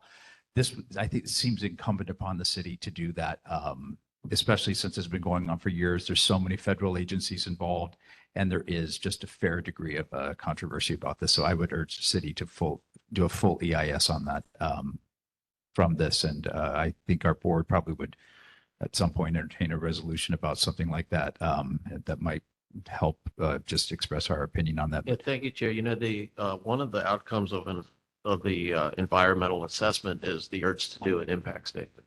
So that may occur in that order. Okay. But I'll keep you posted. Yeah, we hope that that is the case. And yes, ma'am. Linda Wong? Thank you. Just quickly, I'm in full agreement with the chair here that we really do need an EIS on the bridge over the Alloway. It's such a big project and it costs so much. Even in Waikiki Neighborhood Board, they told the representatives that, gee, you said you were just going to make, whatever, and now it's bloomed and how much money? It's just way too big. It's besides Alawai Boulevard is a beautiful breezeway, and to throw that away, which is exactly what would happen to it if anybody's familiar with going down the Alawai. It's our last nice thoroughfare through the town. So I'm in complete agreement with this. Thank you. I will ask the project manager to see if he'll come and present to the next. That'd be great. Thank you. And Rafael? Thank you, Technical team, for coming today. I have a quick question. Nothing is related. Is there any update about the roaster elimination? Because it's kind of spreading everywhere, the roaster.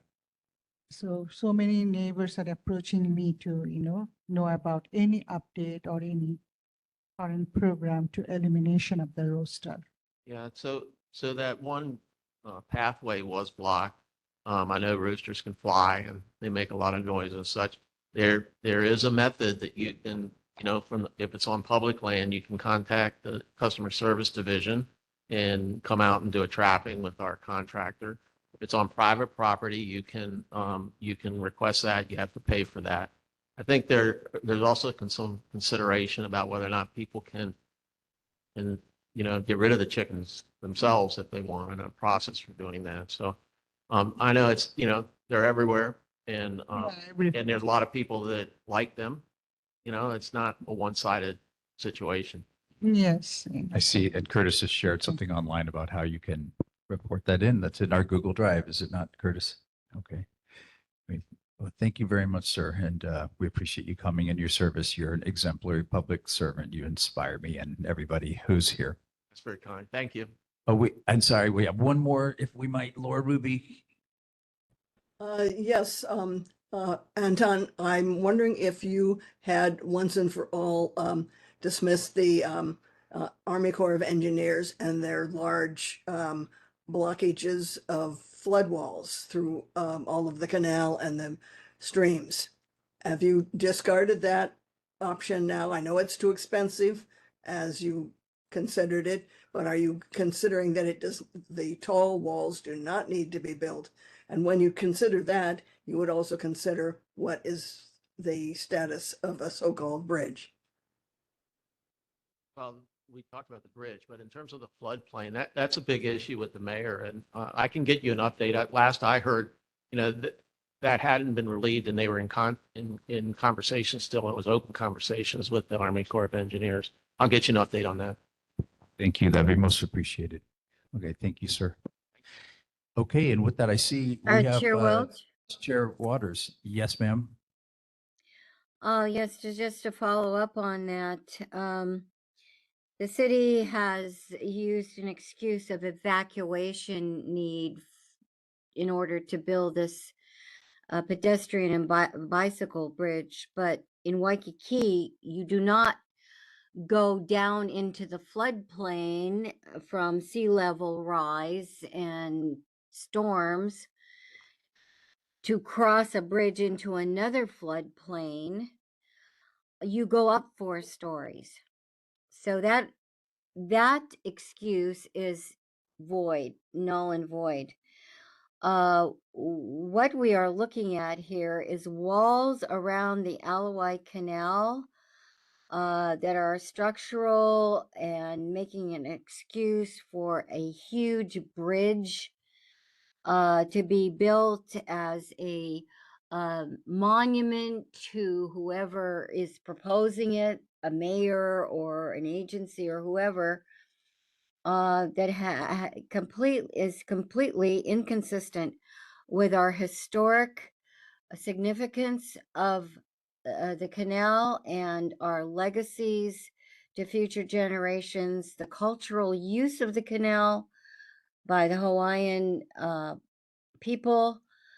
There's so many things here that we just have to address, and the city is completely ignoring these things. They're just skimming along, doing what they want without really taking in the significant concerns of the community. Thank you.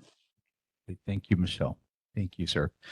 Okay, and with that, we have Council Chair One more. Waters. Welcome, sir. One more. No, one we're more. going to move on, Margaret. We're going Okay. to move on. That topic will be litigated ad infinitum. So, but we need to I move just on. said- So, I want to say Chair one thing. Waters, Traffic thank you for studies coming need tonight. to be updated.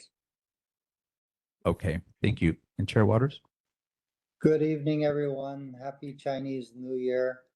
I want to thank Director Crucky for doing a fantastic report. I'll keep mine brief because I know you have 11 more policymakers after me, but to follow up on what HPD said, be very vigilant about these scams. I myself got a text from seemingly the Department of Motor Vehicles saying that there was an unpaid fine and that if I did not pay this fine, my driver's license was going to be revoked and all these other horrible things were going to happen. So I contacted Director Hashiro and from customer services, and it's a complete scam. So just be wary of that if any of you get that.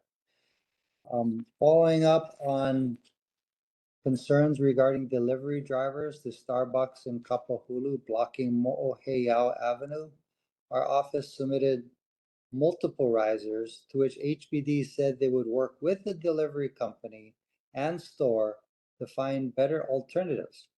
I also wrote a letter to the store asking them to work on this problem and try to figure out a better way to get deliveries that doesn't block the road. I also want to follow up. There was a question by you, I believe, Chair, regarding 201H projects and a request that they come to the neighborhood board. Certainly, when a 201H project comes to the city council, I will request that they go to the neighborhood board. I think it's a good idea. But, unfortunately, the legislature basically with Bill 38 prohibits the city council to make any changes to 201H projects. Typically people would come to testify at the city council and then we could amend the requirements for 201H projects, like doing a traffic study or make amendments that would alleviate traffic problems or provide more off-street parking or provide more affordable units. But the legislature, in their wisdom, said, no, you can't do that anymore. The city council is just a straight up or down vote. Lastly, I introduced Bill 11 recently, asking the Department of Housing and Land Management to report on the success of the incentives that the city gives to developers to build affordable housing. That's one of the critical issues facing our city and many cities across the country. But right now, I'm not sure if you folks know this, but the city in many instances will waive permit fees, will waive property taxes even for affordable units, will waive school and open space requirements, We waive parking requirements, setback requirements. We've waived the requirement to have an elevator. And in some cases, the city awards cash to the developer to build affordable housing. So I'm just asking the Department of Housing and Land Management to report back to us, and I'll share with you folks once we get the report, as to what's actually working. What's actually, what can we do other than what I just explained that would help to build more affordable units? But having said that, I'll stop there and available for questions. Thank you, Chair Waters. Arlene? Hi, Tommy. Thank you for coming. And I'm I'm always very curious as to what constitutes affordable housing. I know that there's a calculation, but it seems to me that calculation isn't really reflective of the average salary here on the islands versus the pricing of the supposedly affordable housing units. No, I totally agree, Arlene, and you're right. The state defines affordable housing as being 140% of the area median income. That's making well over $100,000 a year. To me, that's almost market rate. And maybe Margaret Mudgee can expound on that. The city defines affordable housing as 120% of the area median income. But where there is the greatest need is between 60 and 100% AMI. 60% of the area median income to 100%. That's where the need is. And there's a fantastic study done by UHERO at the University of Hawaii dealing with housing. It's a really, really interesting read. So if you have the time, I suggest everybody do this. But it actually pinpoints where the housing is needed. And the city provides grants to developers, cash grants, if you build at 60% and below. But there hardly are any programs that help, I call it the gap group, between 60 and 100% AMI. So to me, even 120% AMI, what the city defines as affordable, it's not affordable. Thank you. And Linda Wong? Yes, originally that came out as they used a policeman's salary and a registered nurse's salary. That's not your common income for a common person in Hawaii. So that's why it's out of whack. If that could be fixed, and I think the city council might be the right place to put in to have that changed. To figure the area median in a different way that's more realistic with what people earn in Hawaii. Oh, good point. Very good point. But typically, you say a firefighter and a school teacher, that'll be about 120% AMI. But good point. We shouldn't call it affordable housing if it's not affordable. And Angie? I'm gonna ask Michelle if hers is related to this because mine is not. My question for the chair. Your question is say it again. My question is not related to affordable housing, so I didn't know if Michelle had a comment on affordable housing. Oh, I see what you're saying. Yeah. I suppose any of these issues we could talk about for a year. Michelle, do you want to go first if your issue is about affordable housing? Otherwise. Well, actually, yes, it is. And thank you, Angie. I appreciate your giving me this opportunity. First of all, I want to commend and profusely thank Tommy for being at our board meeting. We really value his participation, and we look forward to your joining us more often. Respect you highly. And I certainly agree that the 60 to 100% is vitally needed instead of the 140% to 120% AMI, which is basically market housing. These developers are taking advantage of all these exemptions and all these giveaways and all this free money to build huge 400-foot high rises with a token number of lower priced units. And then the rest is market or above market value, depending on the view. And we have an example along Kapiolani by Kobayashi that has been proposed and permitted by HHFDC with all, that's the state organization, with all these exemptions for this aggressive developer. And the city council needs to take hold of our communities and protect us.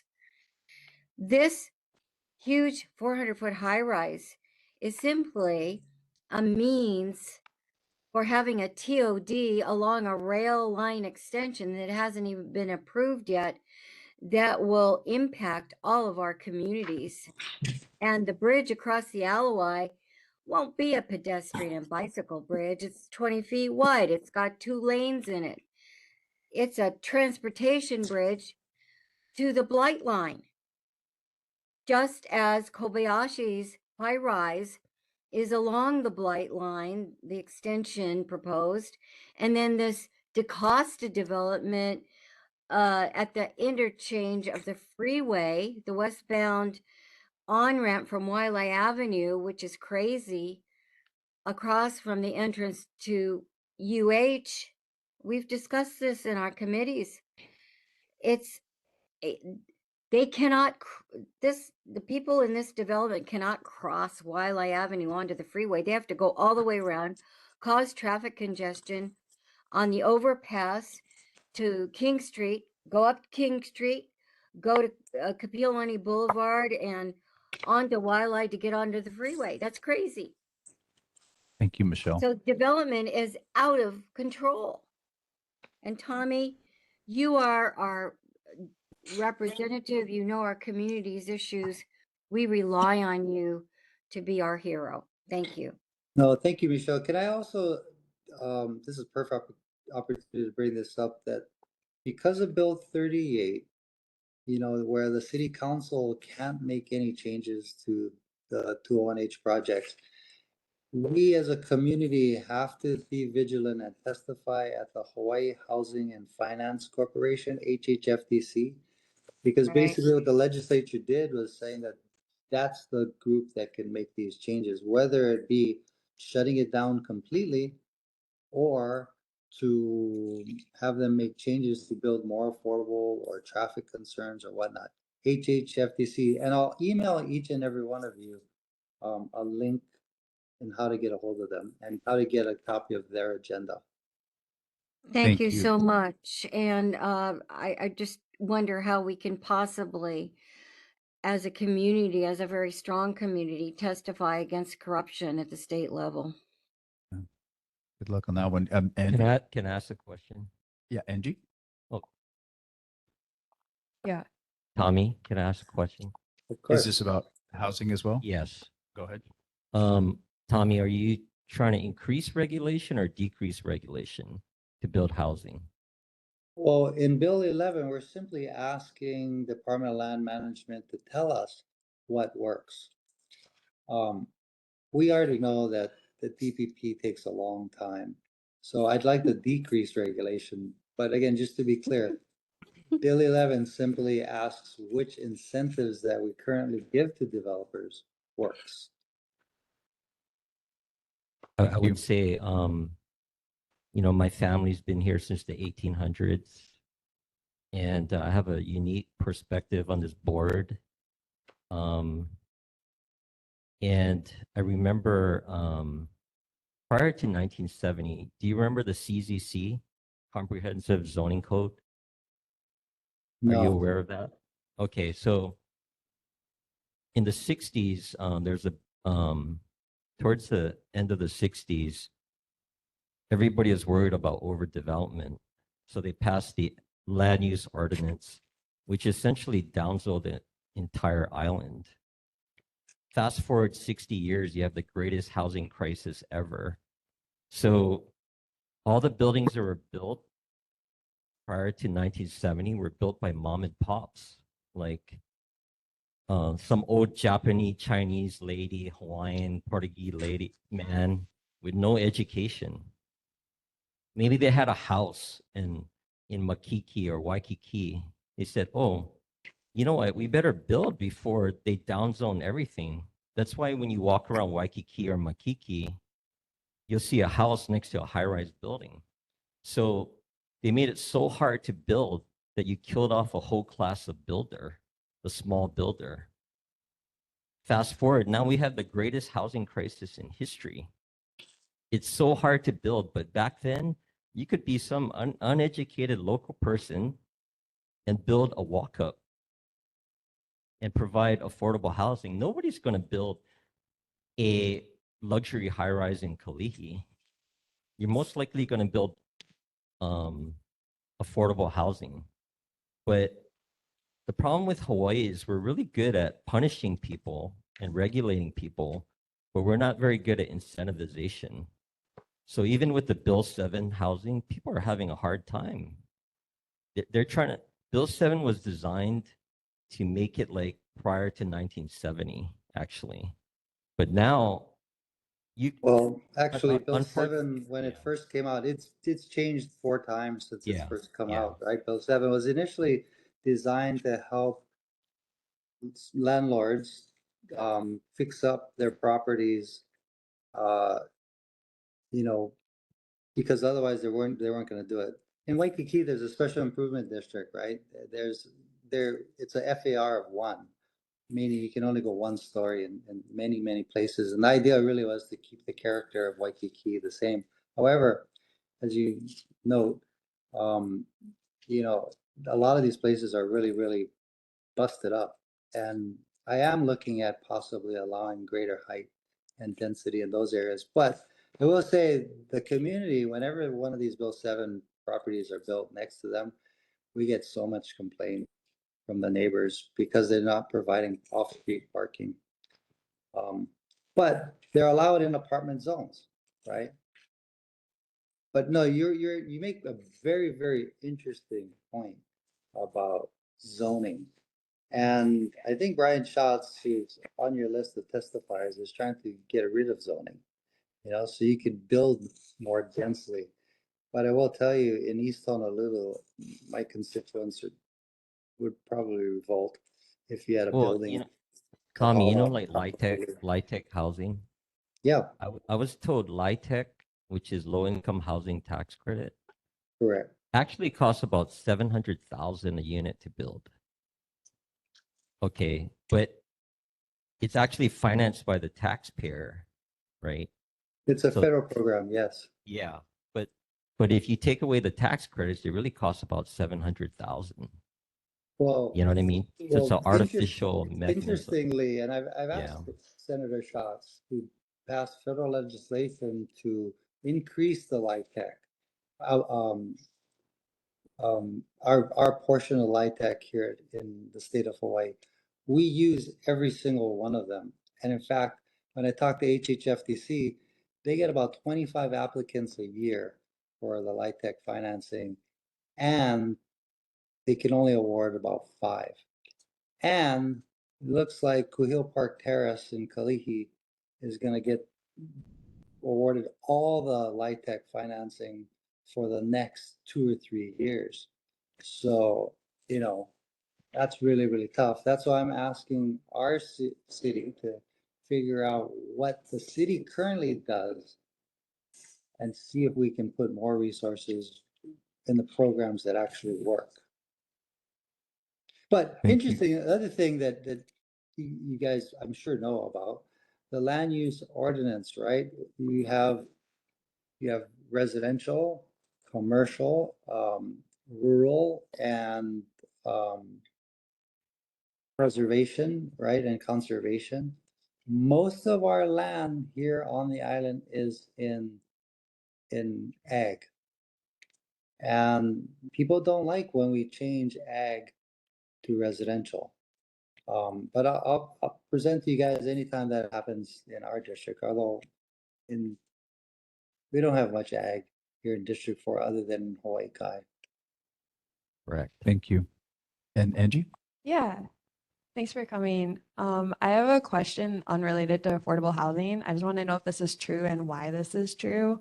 Sure. I was told that whenever you get an HPD ticket or citation, that payment actually goes to state, not county. That's Is that correct. true? Absolutely Why? correct. So when I was in the legislature, I tried to change that. I got it through, I was the judiciary chair. I actually got it through the House of Representatives. It went over to the Senate and died. The argument with that is that the state pays for the courthouse and the judges and the jails, but the city pays for, you know, the prosecutor and the police. So I said, okay, I amended the bill to say, why don't we give the city the unadjudicated traffic fines? Meaning, if you don't have to go to court, you're not using the judge and everything else, give us that revenue. And no, they wouldn't fly. But I mean, I'd be interested to see if the legislators on the call are interested in giving the city the traffic fines. But Okay. you know, And it could also be, and I'm just speculating here, that you know, if the city were to keep the money, maybe they would give out more tickets and create a conflict of interest. But there you go. Okay. And Linda, you had a question? Thank you. Thank you for coming, Council Chair Waters. We really like seeing you and we need you to participate with you and to get some of our information out and get things done. In particular, I would like to know the money that I hear that you have appropriated for Quile Cliffs. Is that earmarked for electrical or water pumps, or what is the idea to, and when could that come into fruition that it could actually help the situation up there? oh, thank you, Linda. You know, I love those volunteers who are doing the work there. They do such a great job. And I've watched it grow, the grass grow from nothing, basically, until beautiful grassy mounds where people lounge there and enjoy the beautiful view in the sun. So I did support them, and I know a lot of the volunteers, and I did support them and put money in the budget, and I'll continue to do so until it gets built. But, you know, as your council member, your legislator, basically, we have the power to appropriate money, and then it's up to the departments to spend it. So I'm behind the scenes pushing the departments, taking them out there to look at the situation, and hopefully we get it done sooner than later. Okay, I understand that more now because I didn't really get it, what it was earmarked for. Thank you for doing that. And if you could keep us apprised if there's any kind of situation where you two get together and agree that something might go forward, I really would appreciate you letting us know. Okay, thank you, Linda. Thank you. You said that sometimes the property tax is waived. I've never, maybe I've heard of a little bit that something that could happen, but what about the provision that if you own a place and you have a rental, you used to get something off of that, but now you don't? There used to be something that if you had only, you own a place and you have a second property, which a lot of people in Honolulu have, because you almost need that to afford to live here anymore. This priced out of paradise thing is really true, especially with what we were talking about, the saying what's affordable property and what's affordable income, and apprising all that who can get into a property and have some kind of help or whatever on income. And the the average income is way higher than the average income in Honolulu. So, it's a complete misnomer. And then we're basing all of our people's ability to buy in and the developers, what they get on a formula that is incorrect. Linda, you're making a bunch of very, very good points. First, dealing with property tax waivers. So Bill 7 projects, these are these 6-story walk-ups, no elevator in them, no parking in them. Their taxes are waived for the whole building for 10 years. That's one of the incentives that the city gives these developers for that. They waive the property tax. There's another instance where if you build a rental property, say a 400-foot story building like the one that they built where the old Foodland was in Waikiki, and then you build this affordable rental project on the side. Now the 400-foot building is market rate, and the affordables on the side, are maybe 20% of the overall project. The entire property, including the market rate building, doesn't pay property taxes. So I had a bill on there to do away with that, or at least figure out why are we doing it? How many units did we actually achieve by waiving all that revenue?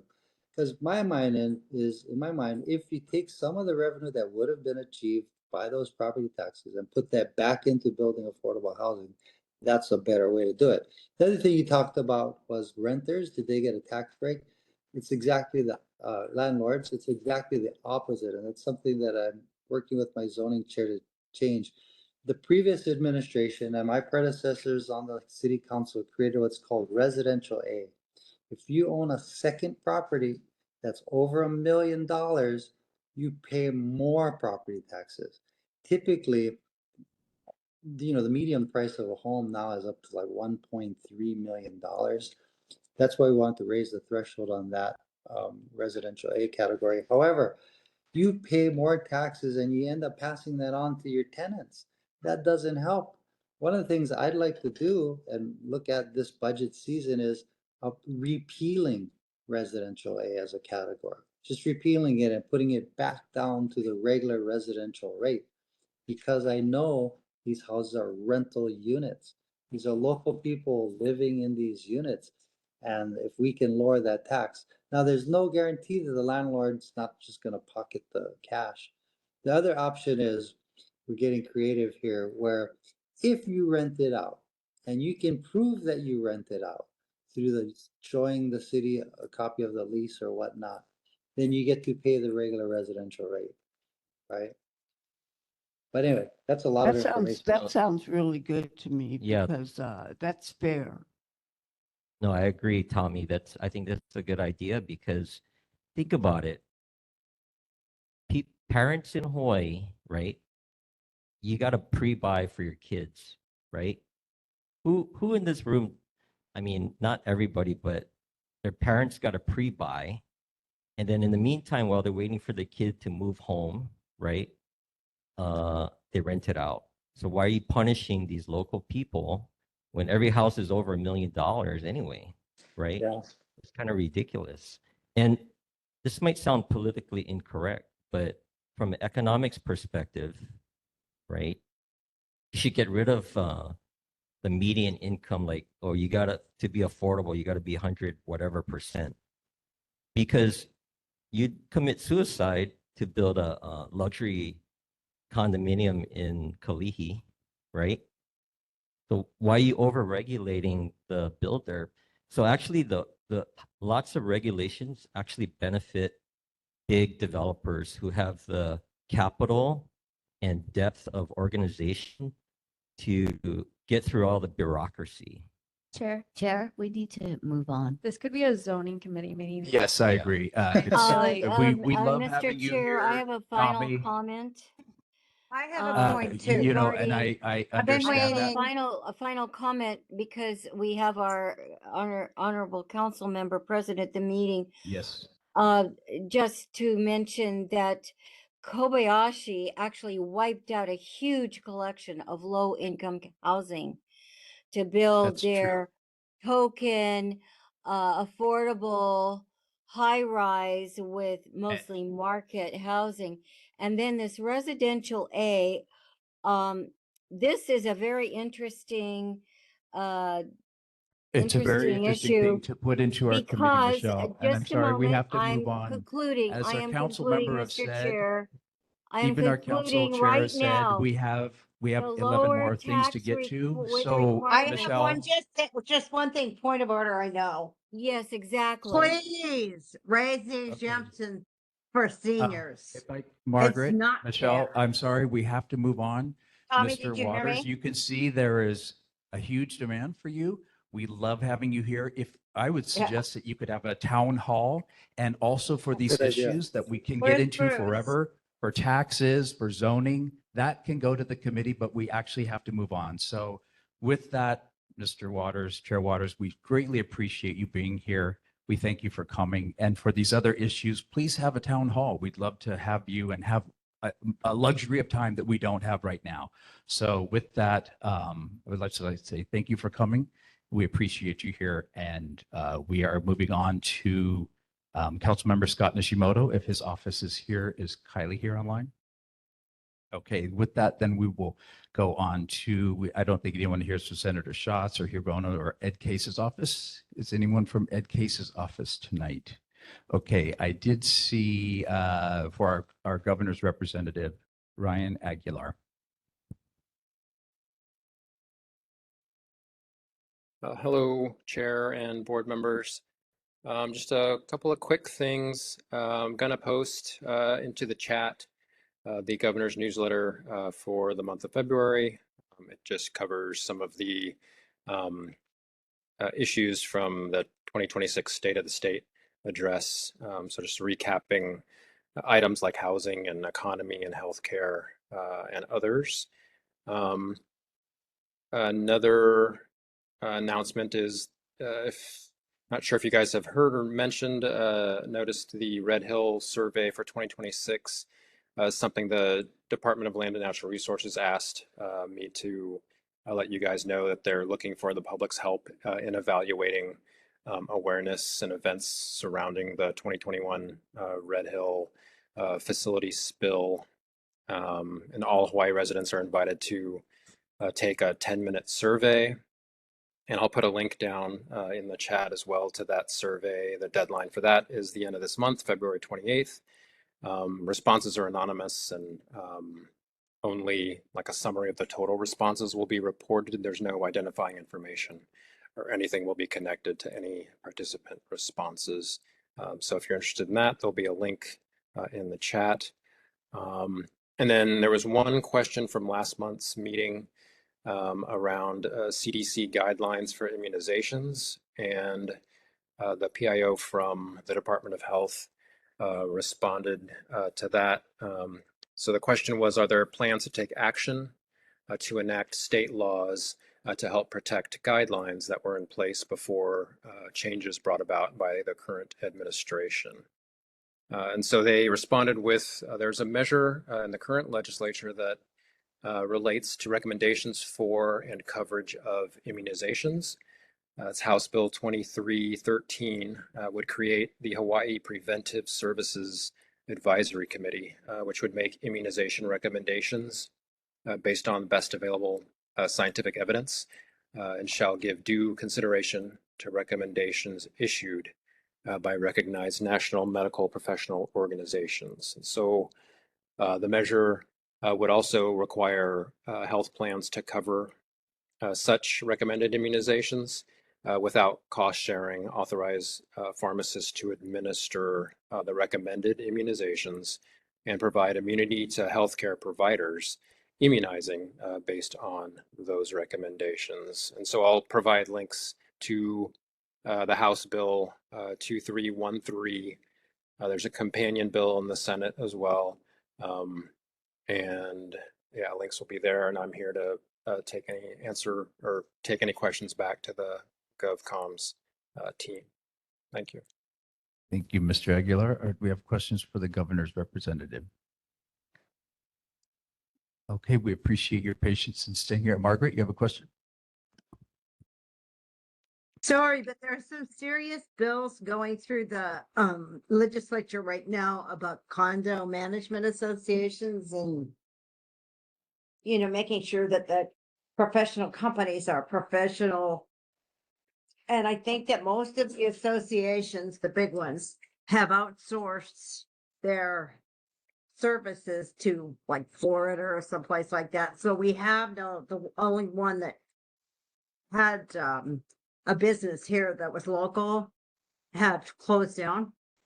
So, but the condo rules really need to be enforced, and DCCA is not doing a great job. So if you could take that back to the governor, somebody needs to take a really good look at it.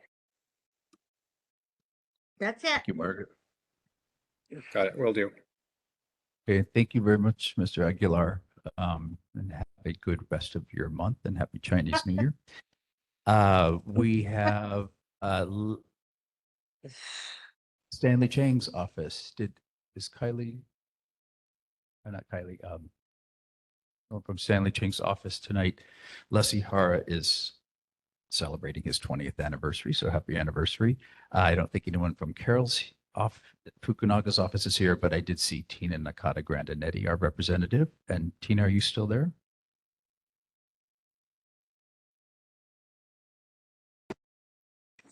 I am, and I can't my camera to work.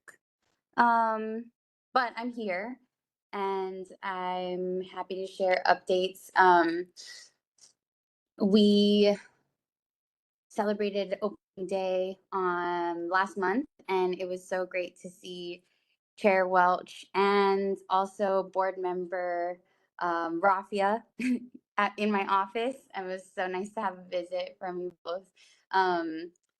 Newsletters are on the way where we will share more detail about my bill package and things we've been working on over the interim. But I did want to highlight a couple of themes in my package. I'm working on moving bills forward that are aimed at keeping local homes in local hands, on enhancing sustainability and affordability, on protecting renters, and on lowering the costs of groceries and medicine. I also wanted to share that I co-chair the Working Families Caucus in the legislature with Representative Capella. And this session, our caucus package focuses specifically on tax fairness, because as you know, with all the federal budget cuts, we are also facing a huge budget shortfall here in the state. And we want to make sure that when we talk about revenue generation in the state, we are focused on putting money back in the hands of working families and making sure that the wealthiest in the state pay their fair share. So a few of our bills are moving forward. Bigger picture stuff, we also have immigration bills that are moving through the legislature. I know folks have expressed concerns about that. I'm really happy to see us take some decisive action on that front.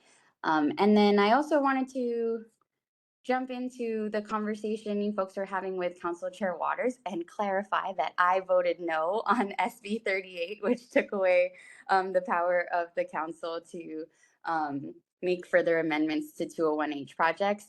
And I also I've also reintroduced a bill that I worked on last session. It's HB 1777, and it requires developers of 201H projects, if they displace tenants, it requires them to provide relocation assistance payments to those tenants and give them the first opportunity to apply for a unit in the new. Not a perfect answer to these in development that does displace people from housing like Kapiolani Village Apartments, like what happened at Kuilei Place, but it at least treats them with a modicum of respect and dignity and invites them back into the new development. So that bill has already had 2 hearings, and I'm hoping that it moves forward, but I'm sure it'll be an uphill battle. And then I also wanted to share, this isn't my bill, it's actually a bill that was introduced by Housing Chair Evslin, and it comes from HHFDC. I'm really excited about it because we all know that currently HHFDC's units are kept affordable for 10 years, and then after that you can sell them at market rate and the price skyrockets. Well, now is proposing a really novel idea where they will designate those units as affordable in perpetuity by a- tying, you can sell, but you're tied to an appreciation rate of 4%. And that'll keep it below market rate permanently. And it also would require that those units could only be sold to owner occupants. So over time, this measure could create a stock of housing units that are permanently affordable for local people. So to me, it's a really exciting fix to a problem that we've all recognized for so long. And that bill is HB 1715 if you want to track it. It just passed out of the Housing Committee. And that's all for me, and I'm here for questions. Thank you, Representative Grandinetti. That's House Bill 1715, you said. Okay, are there questions for the representative? Was a lot of information. I know you're working super hard and probably staying up till 2 a.m. every night here. We appreciate your advocacy inside of the legislature. And Ms. Matson, you have a question for the representative? Yes, thank you so much. Tina, thank you for joining us.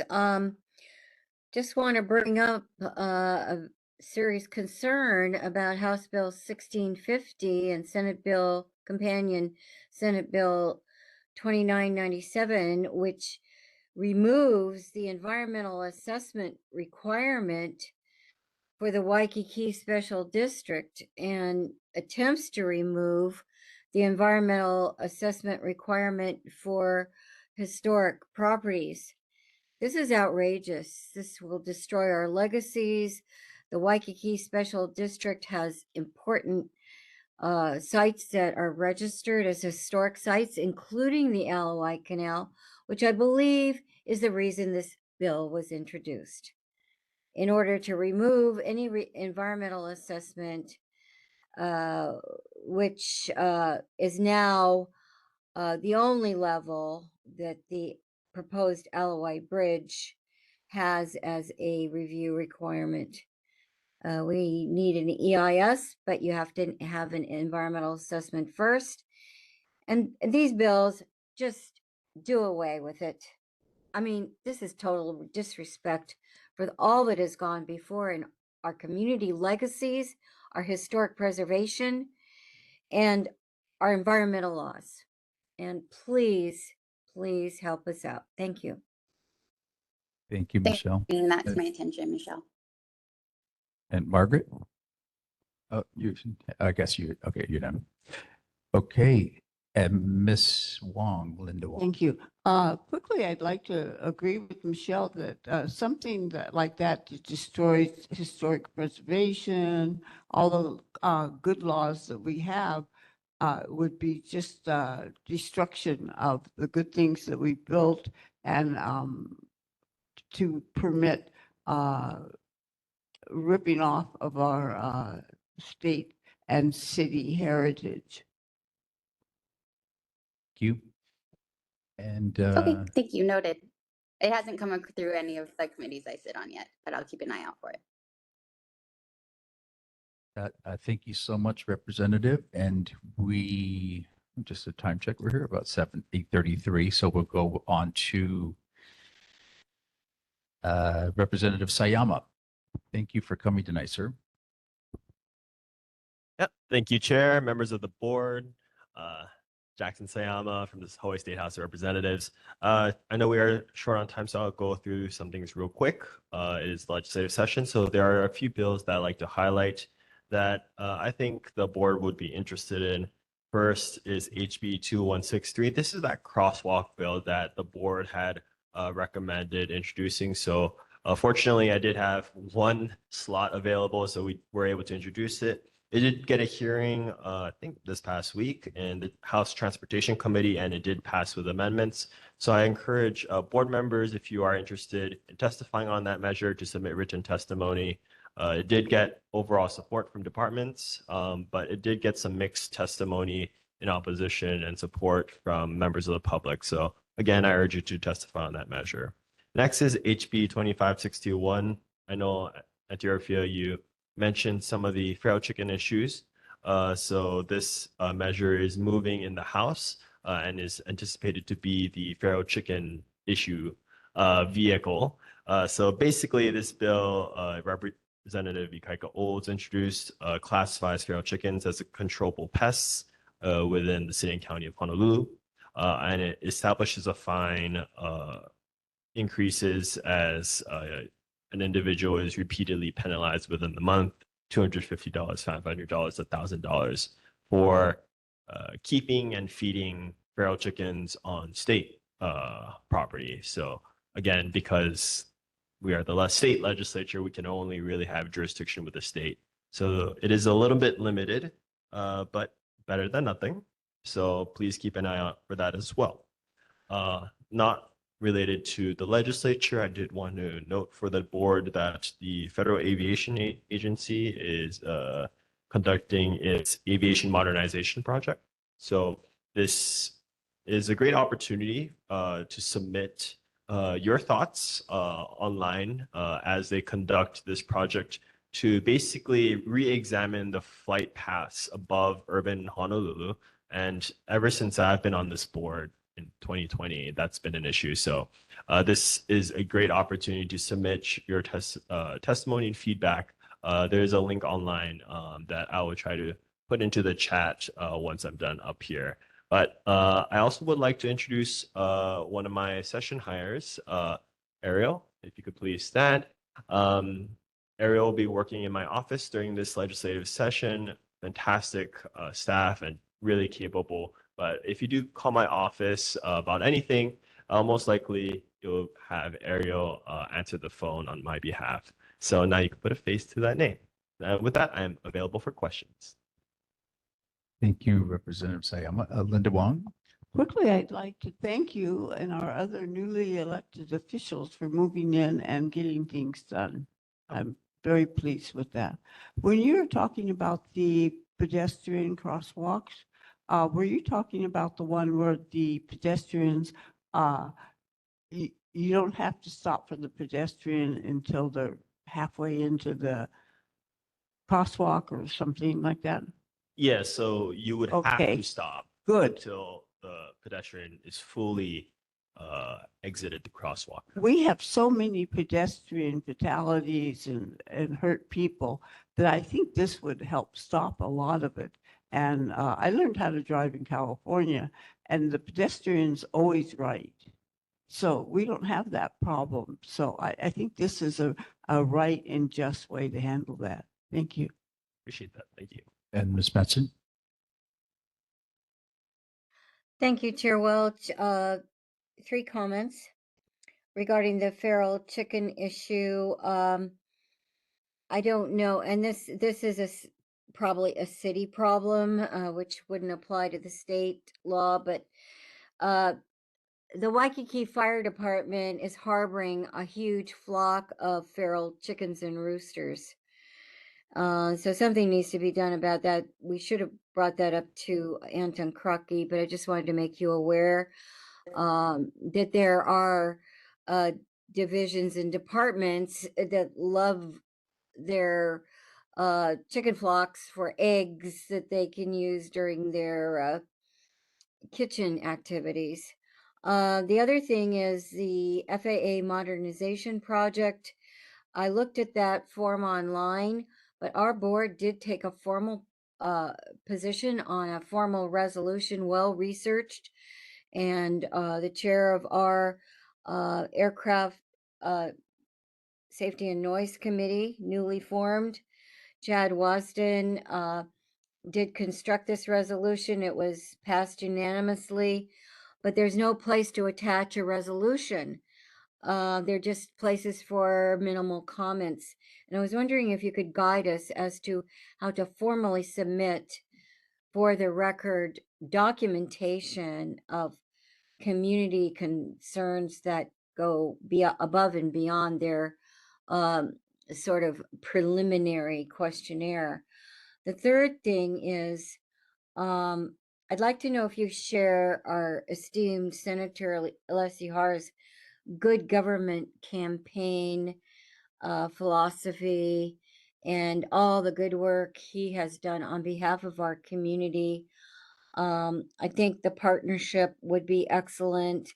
He's a wonderful mentor, and I learned a lot from him working in his office. And I know that Rafia has just joined his office as an intern.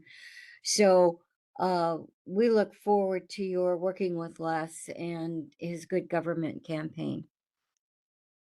Yeah, you, thank Mr. you. With regards to your question on the FIA form, you are right. I don't think there is an ability for people to submit attachments.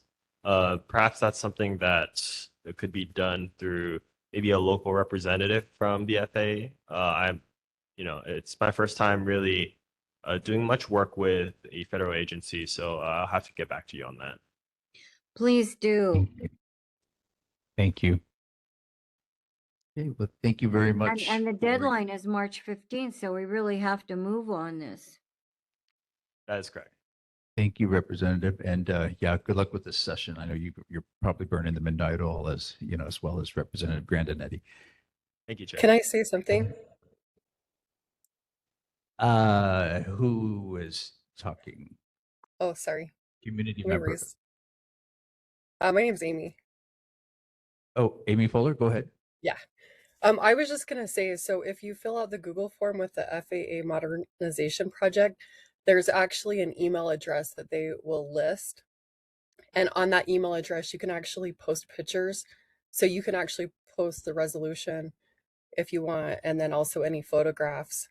So I've attached photographs of like planes flying directly overhead because I have the FlightAware app. So there is a spot you can attach information. Okay, super useful information. Fantastic. Thank you you. for that, Amy. Okay, and with that, I think, okay, Happy New Year to you as well, Representative. And I don't know if Mr. Olds is online. If you, okay, we do not see him, and I don't think Andrew Garrett is there. And the reason why everybody's there, they are actually our representatives in this area, even though they have just a tiny bit on there, but they actually are there. So with that, we have public and community concerns that were not addressed directly to elected officials or elsewhere on this agenda. We might have some announcements from folks. So please go ahead and just be aware of our time is limited. So thank you. Thank you, Chair Welch, and also the board. I also want to, I'm here, Juanita Liu is my name, and I'm here with Leilani Iwaki. We both are members of the Joint Transportation Committees of Kamiki Neighborhood Board and your board. And we want to really thank you for passing our Bus 200 resolution at the end of 2024. Kamiki Board also passed it at the same time, and I'm very happy to report that Palolo Neighborhood Board just passed it, yes, last night, and some of you were there. And that means that, we've been working on this for a year and a half, and it means a lot to us because this is the bus service that we want to have restored, which is the main trunk line in Kamiki. So also, I heard that that what has come up recently in your meetings is a number of buses in the Waikiki area, particularly around that area, Kuhio, Paki, and Kapahulu avenues. So that would pose an interesting question. Exactly how many buses are there? And this has impact on Bus 200 because is Bus 200, what is the impact of Bus 200 on the traffic load? Right there, because it goes right down that block as well. So I looked at the bus numbers, and in terms of the Kapahulu-Paki intersection there are 4 buses, 2, 14, 42, and 200. And that represents 439 buses per day or 24 per hour. So if you average that out, the operating hours, it's about one bus every 2.5 minutes. In terms of the Kuhio, and that's even greater because now there are there were 500 buses going there per day, but with the addition of the 2 additional express buses, you now have 6 lines going there. And without Bus 200, it's 750 buses per day. And so that means about 40 buses per hour, roughly one bus every 1.5 minutes. And that's without bus 200. Okay, so do we really need bus 200 to go along the same route? This has implications not only for the residents, but also for park users. Okay, so that's one question. The other question is ridership. So DTS is arguing that this route has one of the highest frequency of ridership, and they are correct. But in my spot survey, in which I actually rode the bus and looked at the distribution of ridership, most of it, 60 to 90%, is in Palolo. But when you look at Kaimaki and the Waikiki area, it's very, the buses are pretty much empty. So if you look at that, you will see that there's a good reason for that, because one of the things about ridership is you're looking at coverage of the area, and the second is key destinations, and that's part of the DTS's criteria after all. So if you look at where they located bus 200, they located it between two other bus lines, 2 and 3, and these are very high frequency buses, 200 buses a day, and every 15 minutes. So I live on Aloha. I could walk 1 block to Kilauea or 2 blocks to Campbell every 15 minutes and take the bus. So the question is, if you put a bus line in between 2 existing bus routes of a high frequency, are you really adding to your ridership? The answer is no, you're really cannibalizing the other 2 lines. On the other hand, in the middle of Kamiki, there's no coverage, and that's where the former Route 9 used to be.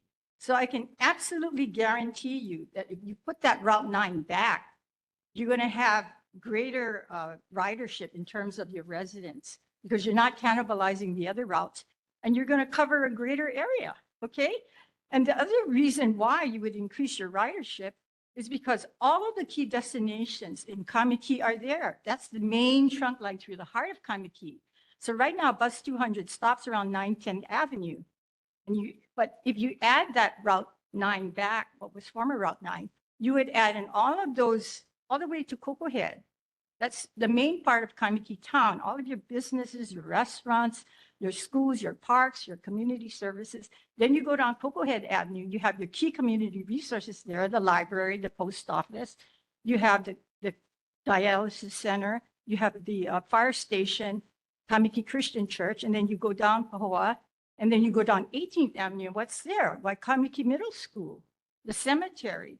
So you would add all of these destinations. How would ridership be affected? You would only increase it. So now we have 3 neighborhood boards all asking for this.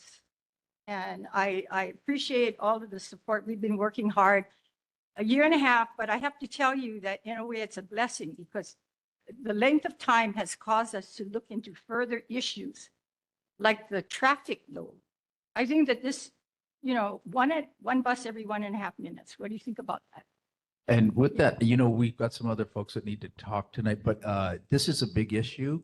It needs more time. We had a really well-attended transportation committee last time. I suggest that we move that there, because there is a resolution that would be attached to this to ask to bring back this route. And if you would be willing to come and present at that, that would be super useful again. You already did pass that. We did pass it a long time ago. Maybe we need another one, just reinforcing it. Yeah. Or get Roger in there. She has a fantastic presentation. Yes, I mean, she it's does. just so obvious. That they need Is to this bring it about this, back. Linda? Yes. Because I think that we just need to move on and have this go to the transportation committee, just because there's some other folks who've been waiting to talk right. about this. Thank Okay. you so much, Juanita, for coming tonight. And it's important that we get to this, but we've got a couple other folks that need to talk here. So, and one of them I think is Jackson Sayama coming Mr. up. Chair, regarding the buses, we had an award-winning bus system under And I know we do, Michelle, our, but we will tackle that in the Roger transportation committee. Morton, So who with is that, now the Michelle, I think DTS we just have to move director, on. Thank you, Michelle. Okay, but is Mr. no Sayama, longer if you can. award-winning. I know, It is- Michelle. Thank you very much. And Jackson, go ahead. All right, thank you, Chair. And sorry, I don't mean to take much more of your time, but I do stand before you not as representative, but just as a private citizen, Jackson Sayama. I'm really here today to announce that this will be my final year serving House District 21 in the legislature. And the reason for that is because I'll be running for the Hawaii State Senate District 10. So it's been a real honor serving the district, and it's really come full circle because I started in 2020 on this neighborhood board. So I hope to work hard as a candidate to connect with constituents and continue, hopefully, doing the great work that I've been doing in the legislature this past 6 years, and hopefully I could better serve my community that I grew up in the Senate. So I look forward to working with the board until November, and hopefully I'll be able to work with you beyond that as well. But thank you so much for the time. Aloha, Hey, thank you. Jackson. Are you running Hooray! against Senator Ihara, or are you running to continue his legacy? Are you running against Leslie Har? Do you know if he's running? I am not aware if Senator Ihara will continue re-election, so that's something that you would have to ask him. Well, if you do run, please continue Senator Ihara's good government legacy. Thank you. Thank you. Okay, and Andrew? Hello, and good evening, Chair, members of the board. Thank you so much for having me tonight and also listening. I am also here to announce my candidacy for House Representative District 21. Just a little bit about myself. I worked on the state and city level. Specifically, I worked for Speaker Say during his time at the city council. So I've worked with you folks, the board, and also residents of St. Louis Heights on issues such as homelessness, speeding, public safety, monster homes. And through my time in public service, I really love constituent concerns. It's really my jam. I love talking with constituents, seeing what the issues are, and seeing how I can help find solutions. So from now, throughout the campaign trail, and even after, I'm really excited to attend neighborhood board meetings, show up, and see what we can do to make the community a better place. Mahalo. Thank you. Yeah, thank you very much. Are there other community concerns from the folks that have been sitting down here? Oh, sorry. Sorry, my name is Andrew Pomsuvan. Yes. Thank you. Okay, thank you, Andrew. Yes, and okay, and Arlene? Okay, I'll make this super fast. I just want to mention that I got approached by the developers of the new showers along the beaches here in Waikiki, all the way to the natatorium. And there's a survey they'd like you to fill out. We have their PowerPoint presentation on the drive. So you can look that up and see what they propose. And they want everyone's input, and by the 20th of February. So it would be great if they got a lot of input on the showers. Thank you. Okay, thank you. It's online. Okay, and Madam? Aloha, my name is Kenna Kaila Okano Reed. I'm a small business owner, community organizer, and most importantly, a mom of 2 little girls. I'm currently exploring a run to be the next representative of District 21, and I just wanted to take the opportunity to introduce myself. I was born and raised on the south side of Oahu. I spent the last 2.5 years volunteering my time working with the Lahaina community, providing direct aid to families who were displaced by the fires, and also working alongside Lahaina Strong, who together we were able to phase out thousands of short-term rentals and bring housing back to the community.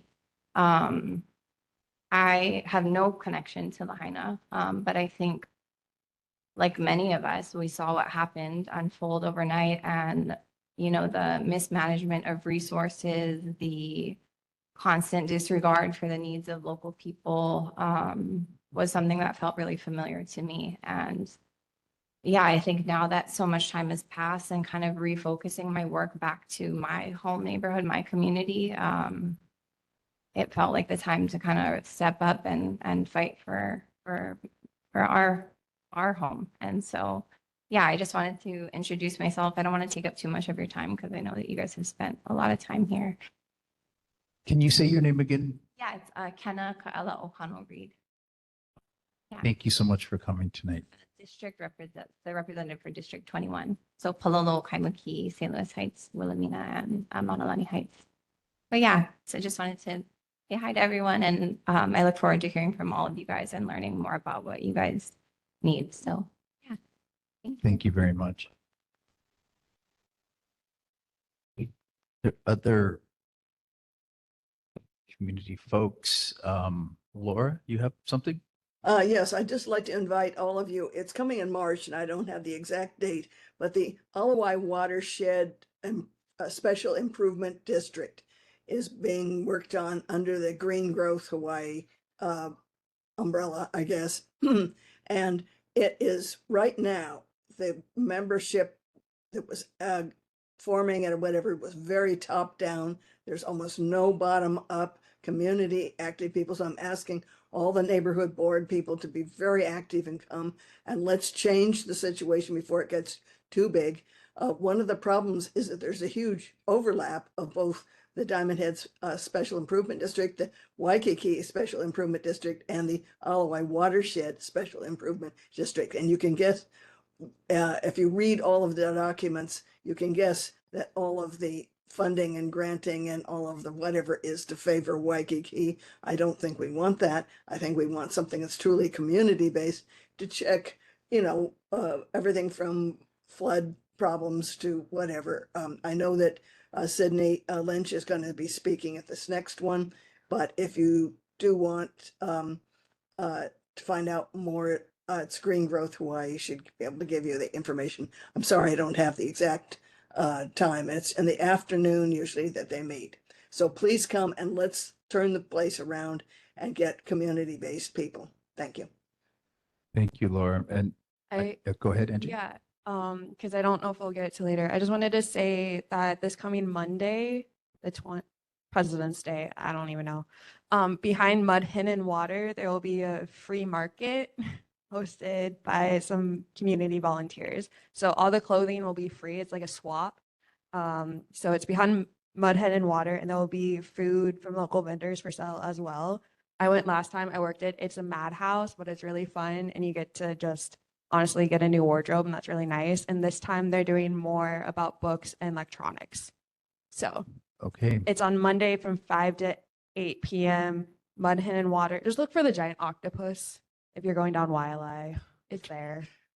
Look for the giant octopus. Mr. Okay, Chair, and I'd with just that, like to conclude, following up on Laura's statement that this I would like to, Alawai Michelle, but watershed is Olelo's going to gonna, be taxing Olelo's all gonna cut our us off, Michelle. properties. So We're with gonna that, get I taxed to high realize that what she heaven. has to say is important, but we're out of time. And so I would like to thank everybody for coming tonight. Obviously, our meetings are too short. They always have been. It's been an issue with the neighborhood commission. Let's do and I'm something not about tough it. enough. So with that, everybody, I would like to wish you all a happy Chinese New Year. Have a wonderful rest of your March. Happy Valentine's Day. And we will see you next month here at the same March 12th at 6 o'clock. Thank you. Meeting adjourned.